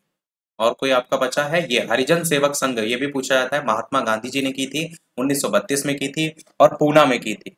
तो जो मैं हाईलाइट कर रहा हूँ उसको जरूर याद रखिएगा। अगला है मुस्लिम सामाजिक धार्मिक आंदोलन, जिसमें सबसे पहला आपका आंदोलन देवबंद आंदोलन है, जिसके अगर बात करें संस्थापक कौन थे तो उनका नाम था मोहम्मद कासिम ननौतवी करके, और राशिद अहमद गंगोई भी देखने को मिलता है। स्थान था देवबंद, देवबंद आंदोलन। अलीगढ़ आंदोलन सबसे ज्यादा पूछा जाता है, 1875 सर सैयद अहमद का अलीगढ़ में इसकी स्थापना हुई थी। अहमदिया आंदोलन मियां मिर्जा गुलाम अहमद ने स्थापना की थी फरीदकोट में। और नदवातुल आंदोलन इतना कोई खास नहीं है, लखनऊ में स्थापना हुई थी, मौलाना सिबली जो नुमानी। वैसे चार है ही हैं तो चाहें तो याद रख सकते हैं। अहमदिया को भी याद रखिएगा, अहमदिया आंदोलन, और कहाँ पर, फरीदकोट, और स्थापना मियां मिर्जा गुलाम अहमद। अब कुछ बात करते हैं सामाजिक सुधार से संबंधित आंदोलन, जिसमें आपका सती प्रथा आंदोलन आपको पता होना चाहिए। लॉर्ड विलियम बेंटिक के समय में 1829 का समय था जब इसको समाप्त किया गया। सती प्रथा पर प्रतिबंध लगाने में राजा राम मोहन राय ने प्रयास किया था, इस बात को ध्यान रखिएगा। राजा राम मोहन राय का जो है योगदान इसमें रहा था। बाल विवाह निषेध अधिनियम जो आया था वो लॉर्ड विलियम बेंटिक के टाइम में आया था, जिसमें 18 वर्ष से कम आयु के लड़कों के विवाह पर रोक लगा दी गई थी। इसी 1829 में ही आया था। हिंदू महिला संपत्ति अधिकार, दास प्रथा चाहें तो याद रख सकते हैं, लॉर्ड एलन बरो के टाइम में आया था, दास प्रथा पर प्रतिबंध लगा दिया गया था। हिंदू विधवा पुनर्विवाह अधिनियम आया था लॉर्ड कैनिंग के टाइम में। शारदा एक्ट पूछा जाता है, 1930 में आया था, लॉर्ड इरविन के टाइम में आया था। और इसमें हुआ यह था कि लड़कों के लिए विवाह की जो न्यूनतम आयु थी वो 18 वर्ष की गई थी और कन्या की न्यूनतम आयु 14 वर्ष की गई थी, इसको याद रख सकते हैं। बस बाकी और नहीं, ठीक है। अब बात करते हैं कृषक मजदूर और जनजातीय आंदोलन, जिसमें आप देखेंगे सबसे पहला मोपला विद्रोह पूछा जाता है। प्रभावित क्षेत्र इसका मालाबार था, नेतृत्व हाजी सैयद काजी इन्होंने किया था। इसका रीजन था जमींदारों का अत्याचार और अंग्रेजी सरकार के खिलाफत विरोधी नीतियां। हुआ कब था, 1836 से 54, 1921 से 22 में। इसके अलावा पागलपंथी विद्रोह हुआ था उत्तरी बंगाल में, करीम कराम शाह और टीपू जो है इसके नेतृत्व करता थे। और इसमें नील विद्रोह याद रख सकते हैं, बंगाल में हुआ था। और इसमें चंपारण सत्याग्रह आपका 1917 में हुआ था, चंपारण, मोतिहारी, बेतिया, मधुबनी, बिहार, ये सब इससे प्रभावित जगह थी। महात्मा गांधी, राजेंद्र प्रसाद, ब्रजकिशोर प्रसाद, राजकुमार शुक्ल ने आह्वान किया था कि भैया चंपारण सत्याग्रह तीन कटिया प्रणाली के विरोध में हुआ था। खेड़ा सत्याग्रह 1918 में, खेड़ा गुजरात, महात्मा गांधी, फसल की बर्बादी के बाद भी राजस्व वसूला जा रहा था। एका आंदोलन जो है आपका बाराबंकी, सीतापुर, हरदोई, बहराइच, मदारी, पासी जो है इनके द्वारा लगान की वृद्धि के विरोध में हुआ था। और लास्ट का ये Bardoli Satyagraha very very important है, वल्लभ भाई पटेल जी ने जो है नेतृत्व किया था, लगान के वृद्धि के विरोध में ही हुआ था, सूरत का बारदोली तालुका से भागा, ऐसा इंपॉर्टेंट नहीं है। भारत की स्वतंत्रता के पश्चात भूदान आंदोलन का नेतृत्व विनोबा भावे ने किया था, इस बात को जरूर ध्यान रखिएगा।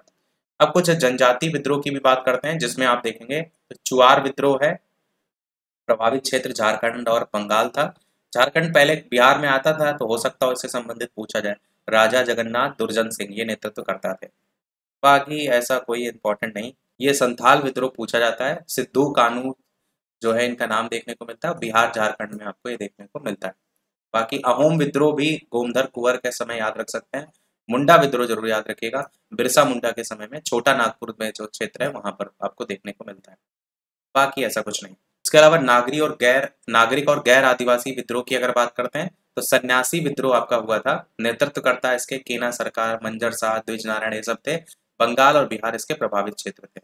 फकीर विद्रोह ऐसा कोई खास नहीं, पाइक विद्रोह, रामोसी नहीं। फूका विद्रोह याद रख सकते हैं, ये आपका भगत जवाहर मल से संबंधित और पंजाब में। पागलपंथी विद्रोह करमशाह टीपू से संबंधित, शेरपुर, पूर्वी बंगाल।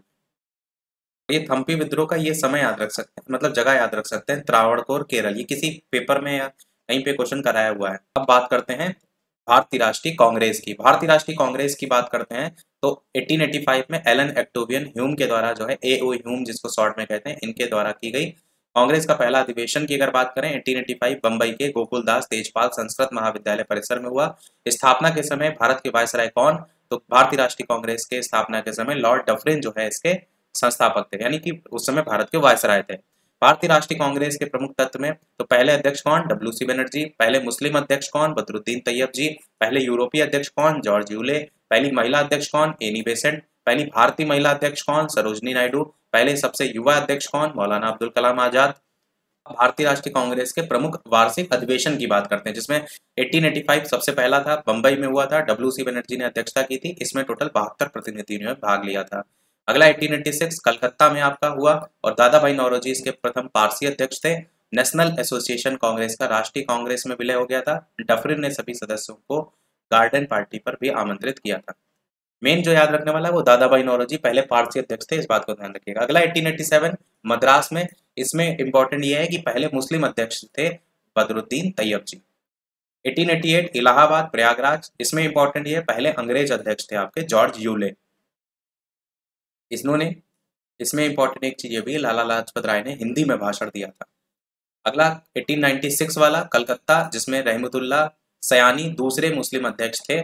सबसे पहले वंदे मातरम, इसमें सबसे ज्यादा इंपॉर्टेंट ये है, सबसे ज्यादा इंपॉर्टेंट ये है कि सबसे पहले वंदे मातरम जो गाया गया था वो 1896 कलकत्ता वाले में गाया गया था। फिर आपका 1905 का बनारस वाला, जिसमें गोपाल कृष्ण गोखले, बंगाल विभाजन की इसमें आलोचना हुई थी, बाकी बंगाल विभाजन हुआ भी था।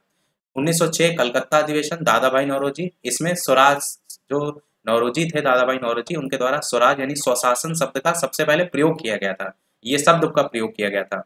उसके बाद 1907 सूरत अधिवेशन, जिसमें रास बिहारी घोष जी ने अध्यक्षता की। कांग्रेस का पहला विभाजन नरम दल और गरम दल 1907 में हुआ। फिर आया था 1911, जहां पर कलकत्ता अधिवेशन, बिसर नारायण धर ने, धर नहीं धर है, धा नाम है। उसके बाद पहली बार जनगण मन जो है वो गाया गया था 1911 वाले। उसके बाद 1916 लखनऊ अंबिका चरण मजूमदार, इसमें बंबई का गवर्नर लॉर्ड विलिंगटन ने अधिवेशन में भाग लिया था।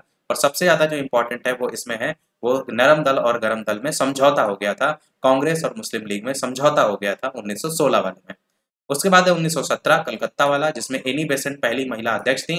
सबसे पहले तिरंगे झंडे को कांग्रेस ने इसमें अपनाया था, ये भी इंपॉर्टेंट है, और पहली महिला अध्यक्ष थी एनी बेसेंट, ये भी इंपॉर्टेंट है। उसके बाद 1920 नागपुर का अधिवेशन, जिसमें सी विजय राघवा चेरियार जो है थे। इसमें आप देखेंगे तो असहयोग आंदोलन के कार्यक्रम का अनुमोदन जो है इसमें किया गया था। 1923 का काकीनाडा, जिसमें अखिल भारतीय खादी बोर्ड की स्थापना जो है वो आपका हुई थी 1923 काकीनाडा, मौलाना मोहम्मद अली जो है इसमें थे। 1924 का बेलगांव अधिवेशन कर्नाटक, महात्मा गांधी, एकमात्र ऐसा अधिवेशन था जिसकी अध्यक्षता महात्मा गांधी जी ने की थी।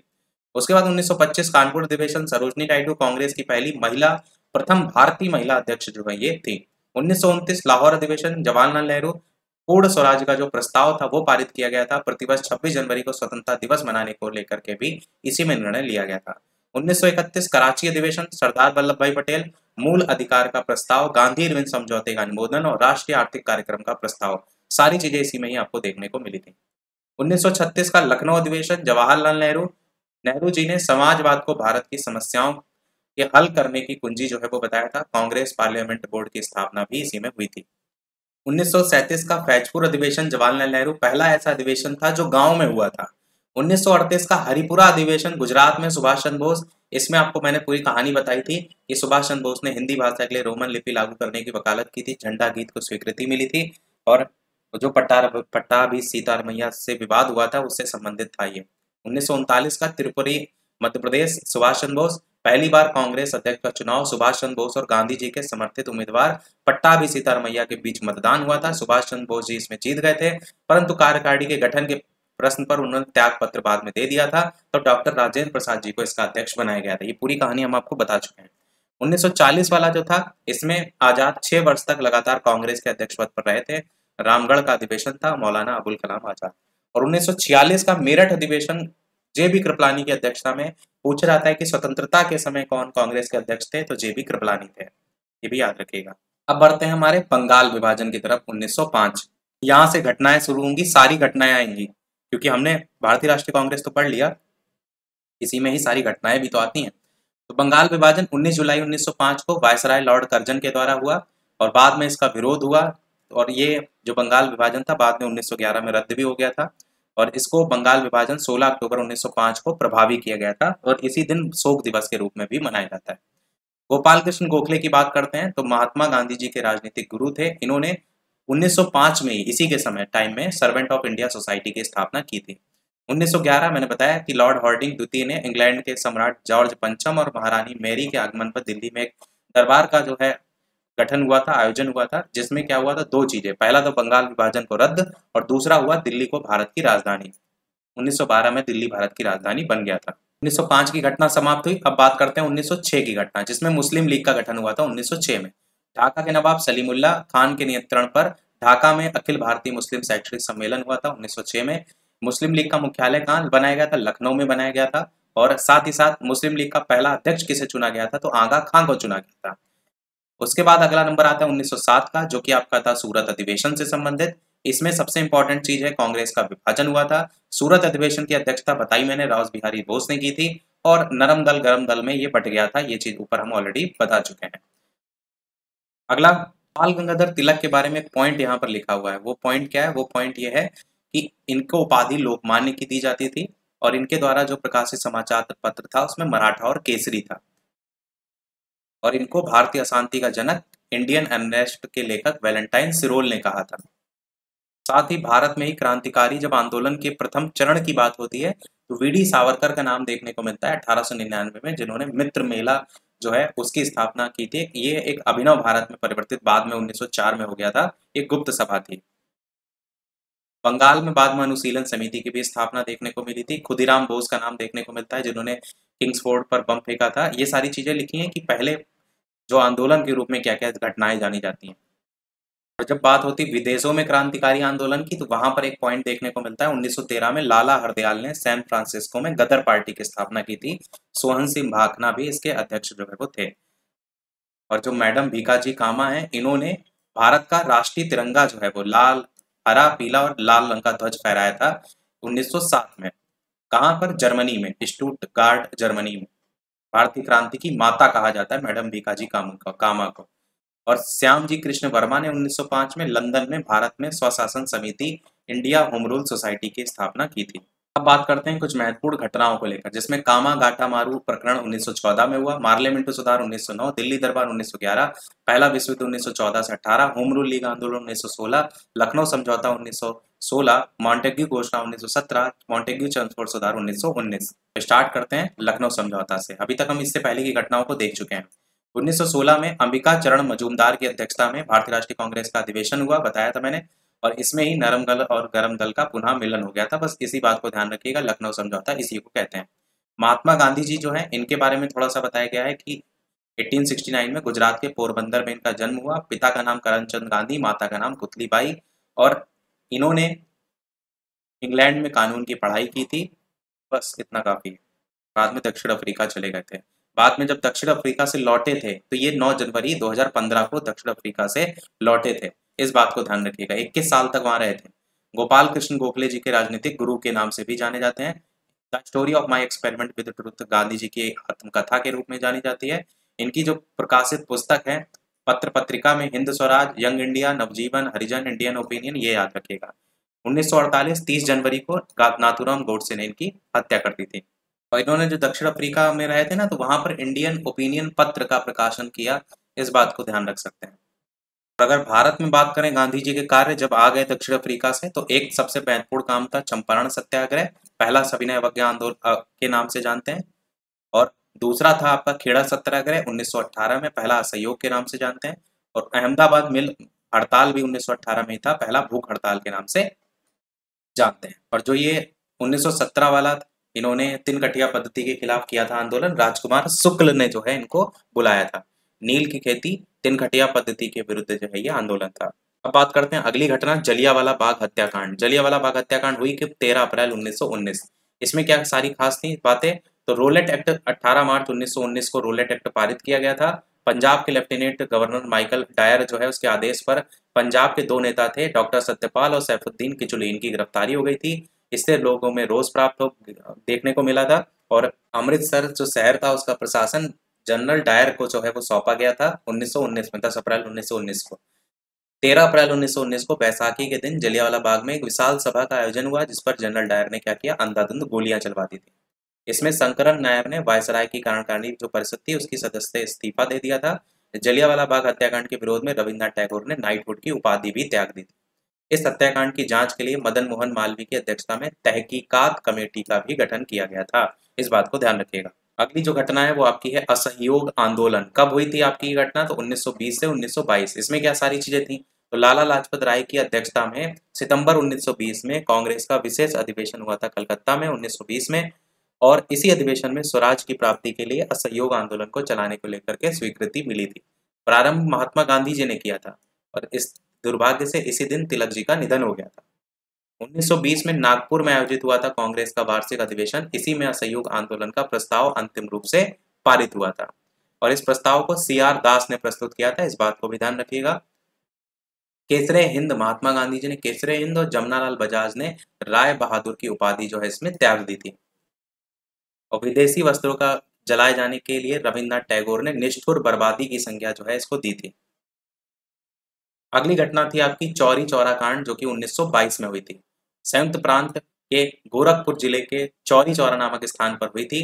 कारण था किसानों के जुलूस पर गोली चला दी गई थी, जिसके कारण उग्र भीड़ ने क्या किया था, थाने में आग लगा दी थी। 22 पुलिसकर्मी मर गए थे। परिणाम हुआ था 12 फरवरी 1922 को गांधी जी ने असहयोग आंदोलन को स्थगित कर दिया था। ये इंपॉर्टेंट पॉइंट है। इसके अलावा स्वराज्य पार्टी के गठन को लेकर के बात करते हैं तो 1923 में गठन हुआ था स्वराज्य पार्टी का गठन। इसमें आप देखेंगे तो CR दास और मोतीलाल नेहरू का नाम देखने को मिलता है। इलाहाबाद में इन्होंने गठन जो है वो किया था और इसके अध्यक्ष और CR दास इस पार्टी के अध्यक्ष थे और आपका जो मोतीलाल नेहरू है वो महासचिव थे। ये चीज याद रख सकते हैं। क्रांतिकारी आंदोलन के दूसरे चरण की बात करते हैं। यहाँ पर आप देखेंगे हिंदुस्तान रिपब्लिकन एसोसिएशन HRA। 1924 का जो समय था, सचिंद्रनाथ सान्याल, राम प्रसाद बिस्मिल, योगेश चटर्जी ने अन्य क्रांतिकारियों के साथ मिलकर के कानपुर में इसकी स्थापना HRA की थी। काकोरी कांड की बात करते हैं, ये कब हुई थी? तो 9 अगस्त 1925 को हुई थी। इसमें देखेंगे हिंदुस्तान रिपब्लिकन एसोसिएशन के जो क्रांतिकारी थे 9 अगस्त 1925 को लखनऊ के काकोरी में 8 डाउन जो ट्रेन है उसको लूट लिया था काकोरी में, जिसके कारण 29 क्रांतिकारियों को इसमें गिरफ्तार कर लिया गया था, जिनके नाम भी यहाँ पर दिए गए हैं।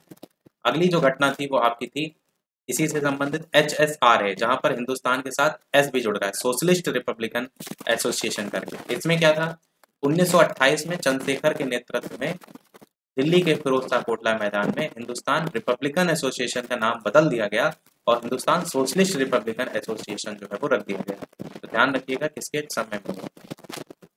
बाकी इसके बारे में एक पॉइंट ये भी याद रख सकते हैं कि लाला लाजपत राय की मृत्यु का बदला लेने के लिए लाहौर के सहायक पुलिस अधीक्षक सांडर की हत्या कर दी गई थी।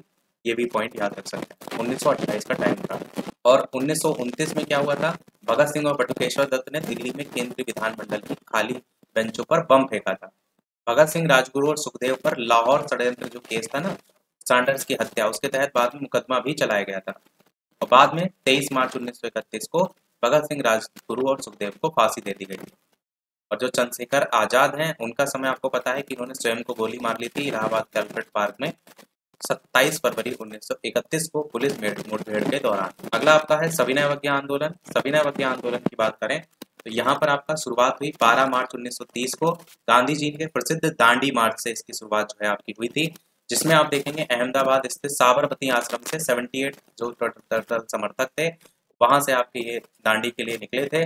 24 दिन की टोटल यात्रा थी और 5 अप्रैल को दांडी पहुंचकर 6 अप्रैल 1930 को समुद्र तट पर नमक बना करके इन्होंने कानून जो है वो तोड़ा था। नौसारी नामक जिला था, इस बात को भी याद रख सकते हैं।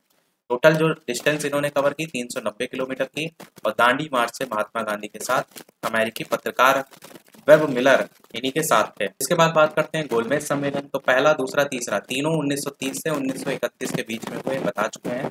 तीसरा दूसरा के समय दिया गया, पर इम्पोर्टेंट क्या है, इम्पोर्टेंट ये है कि जो गोलमेज सम्मेलन था पहला वाला, इसमें डॉक्टर भीमराव अम्बेडकर और मुस्लिम प्रतिनिधियों ने पृथक निर्वाचक मंडल की मांग की थी। डॉक्टर भीमराव अम्बेडकर तीनों गोलमेज सम्मेलन में भाग लिया था, कांग्रेस ने सिर्फ दूसरे में भाग लिया था। और जो दूसरा गोलमेज सम्मेलन था उसके समय रैमजे मैकडोनाल्ड ब्रिटिश प्रधानमंत्री और लॉर्ड विलिंगटन भारत के वायसराय, ये सब बता चुके हैं, केवल रिवाइज करा रहे हैं। अगला आपका है यहाँ पर सांप्रदायिक निर्णय और पूना पैक्ट। तो जब बात होती है पूना पैक्ट की, तो इसके अलावा चटगांव शस्त्रागार की घटना पूछी जाती है, तो सूर्यसेन मास्टर दा के नेतृत्व में हुई थी 1930 में। चटगांव शस्त्रागार पर धावा बोला था। साइमन कमीशन कब आया था? 3 फरवरी 1928 को आया था। मुस्लिम लीग का वार्षिक अधिवेशन मोहम्मद अली की जिन्ना की अध्यक्षता में लाहौर में हुआ था 1940 में। यहाँ पर पाकिस्तान प्रस्ताव पास हुआ था। अगस्त प्रस्ताव 1940 का समय आपका इसी के नाम से जाना जाता है, लॉर्ड लिनलिथगो के समय में देखने को मिला। 1940 को महात्मा गांधी ने विनोबा भावे को पहले सत्याग्रही के रूप में भी चुना था। उसके बाद आया क्रिप्स प्रस्ताव 1942, जिसमें आप देखेंगे तो ब्रिटिश जो प्रधानमंत्री थे विंस्टन चर्चिल, इन्होंने 1942 में एक मिशन भेजा था भारत, जिसमें आप देखेंगे तो मजदूर नेता सर स्टैफोर्ड क्रिप्स के नेतृत्व में ये मिशन भेजा गया था, इसलिए इसका नाम क्रिप्स मिशन रखा गया था। यहाँ पर भारत छोड़ो आंदोलन की बात करते हैं, जो कि आपका 1942 में आया। इसमें आप देखेंगे तो बम्बई के ऐतिहासिक ग्वालियर टैंक मैदान में अबुल कलाम आजाद की अध्यक्षता में कांग्रेस की वार्षिक बैठक हुई थी, और इसी बैठक में ही भारत छोड़ो आंदोलन का प्रस्ताव जो है वो पास हुआ था। 1942 का था समय जब भारत छोड़ो आंदोलन प्रस्ताव पारित हुआ था 8 अगस्त को। करो या मरो का नारा इसी में जो है आपका दिया गया। ऑपरेशन जीरो आवर बाद में सरकार ने 9 अगस्त को चला दिया था, और गांधी जी के अलावा जितने भी शीर्ष नेता थे उनको गिरफ्तार कर लिया गया था। भारत छोड़ो आंदोलन के और महत्वपूर्ण तथ्यों में कुछ पॉइंट लिखे हुए हैं, वो ऐसा कोई खास इसमें नहीं है। सतारा के बारे में याद रख सकते हैं, सबसे लंबी समय तक चलने वाली सरकार थी। गांधी इरविन समझौता की बात करते हैं आगे, तो गांधी और इरविन की लंबी वार्ता के पश्चात 5 मार्च 1931 को समझौता हुआ था, जिसे दिल्ली पैक्ट गांधी इरविन समझौता कहा जाता है।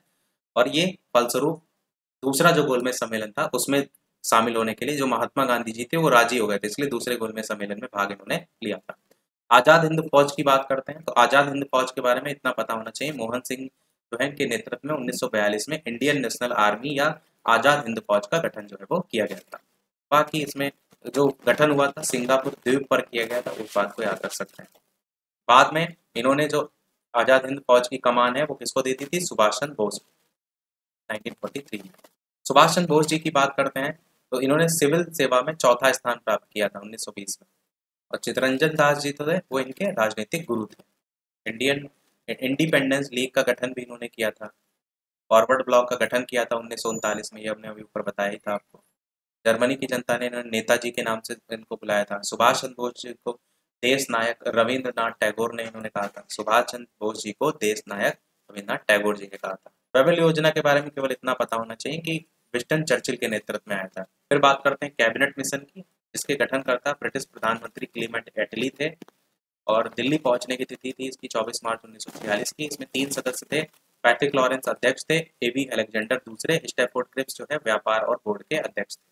कैबिनेट मिशन समय इसका था 24 मार्च 1946। इसके अलावा संविधान सभा के चुनाव की बात करते हैं, तो 1936 के कांग्रेस के लखनऊ अधिवेशन में सबसे पहले संविधान सभा का विचार रखा गया था, और 1946 में कैबिनेट मिशन योजना के तहत ही संविधान सभा के चुनाव भी हुए थे। चुनाव के परिणाम क्या हुआ था? कांग्रेस 208 सीटें पाया था, सबसे ज्यादा। बाद में अंतरिम सरकार का जब गठन हुआ तो पंडित जवाहरलाल नेहरू जी ने 11 अन्य सदस्यों के साथ शपथ ली थी, जिसमें पंडित जवाहरलाल नेहरू उपाध्यक्ष थे, कार्यकारी परिषद विदेश मामलों के, बलदेव सिंह रक्षा मंत्री के पद पर थे, राजेंद्र प्रसाद जी खाद्य और कृषि मंत्री थे, सरदार पटेल गृह सूचना और प्रसारण मंत्री थे, जॉन मथाई उद्योग और आपूर्ति मंत्रालय थे, चुंदरीगर वाणिज्य मंत्री थे, CH जो भाभा हैं कार्य खनन और बंदरगाह मंत्री, नस्तर संचार मंत्री, गजनफर अली खां स्वास्थ्य मंत्री, अरुणा आसिफ अली जो है वो रेलवे मंत्री, C राजगोपालचारी शिक्षा मंत्री, जगजीवन राम श्रम मंत्री, लियाकत अली वित्त मंत्री, जोगेंद्र नाथ मंडल विधि मंत्री।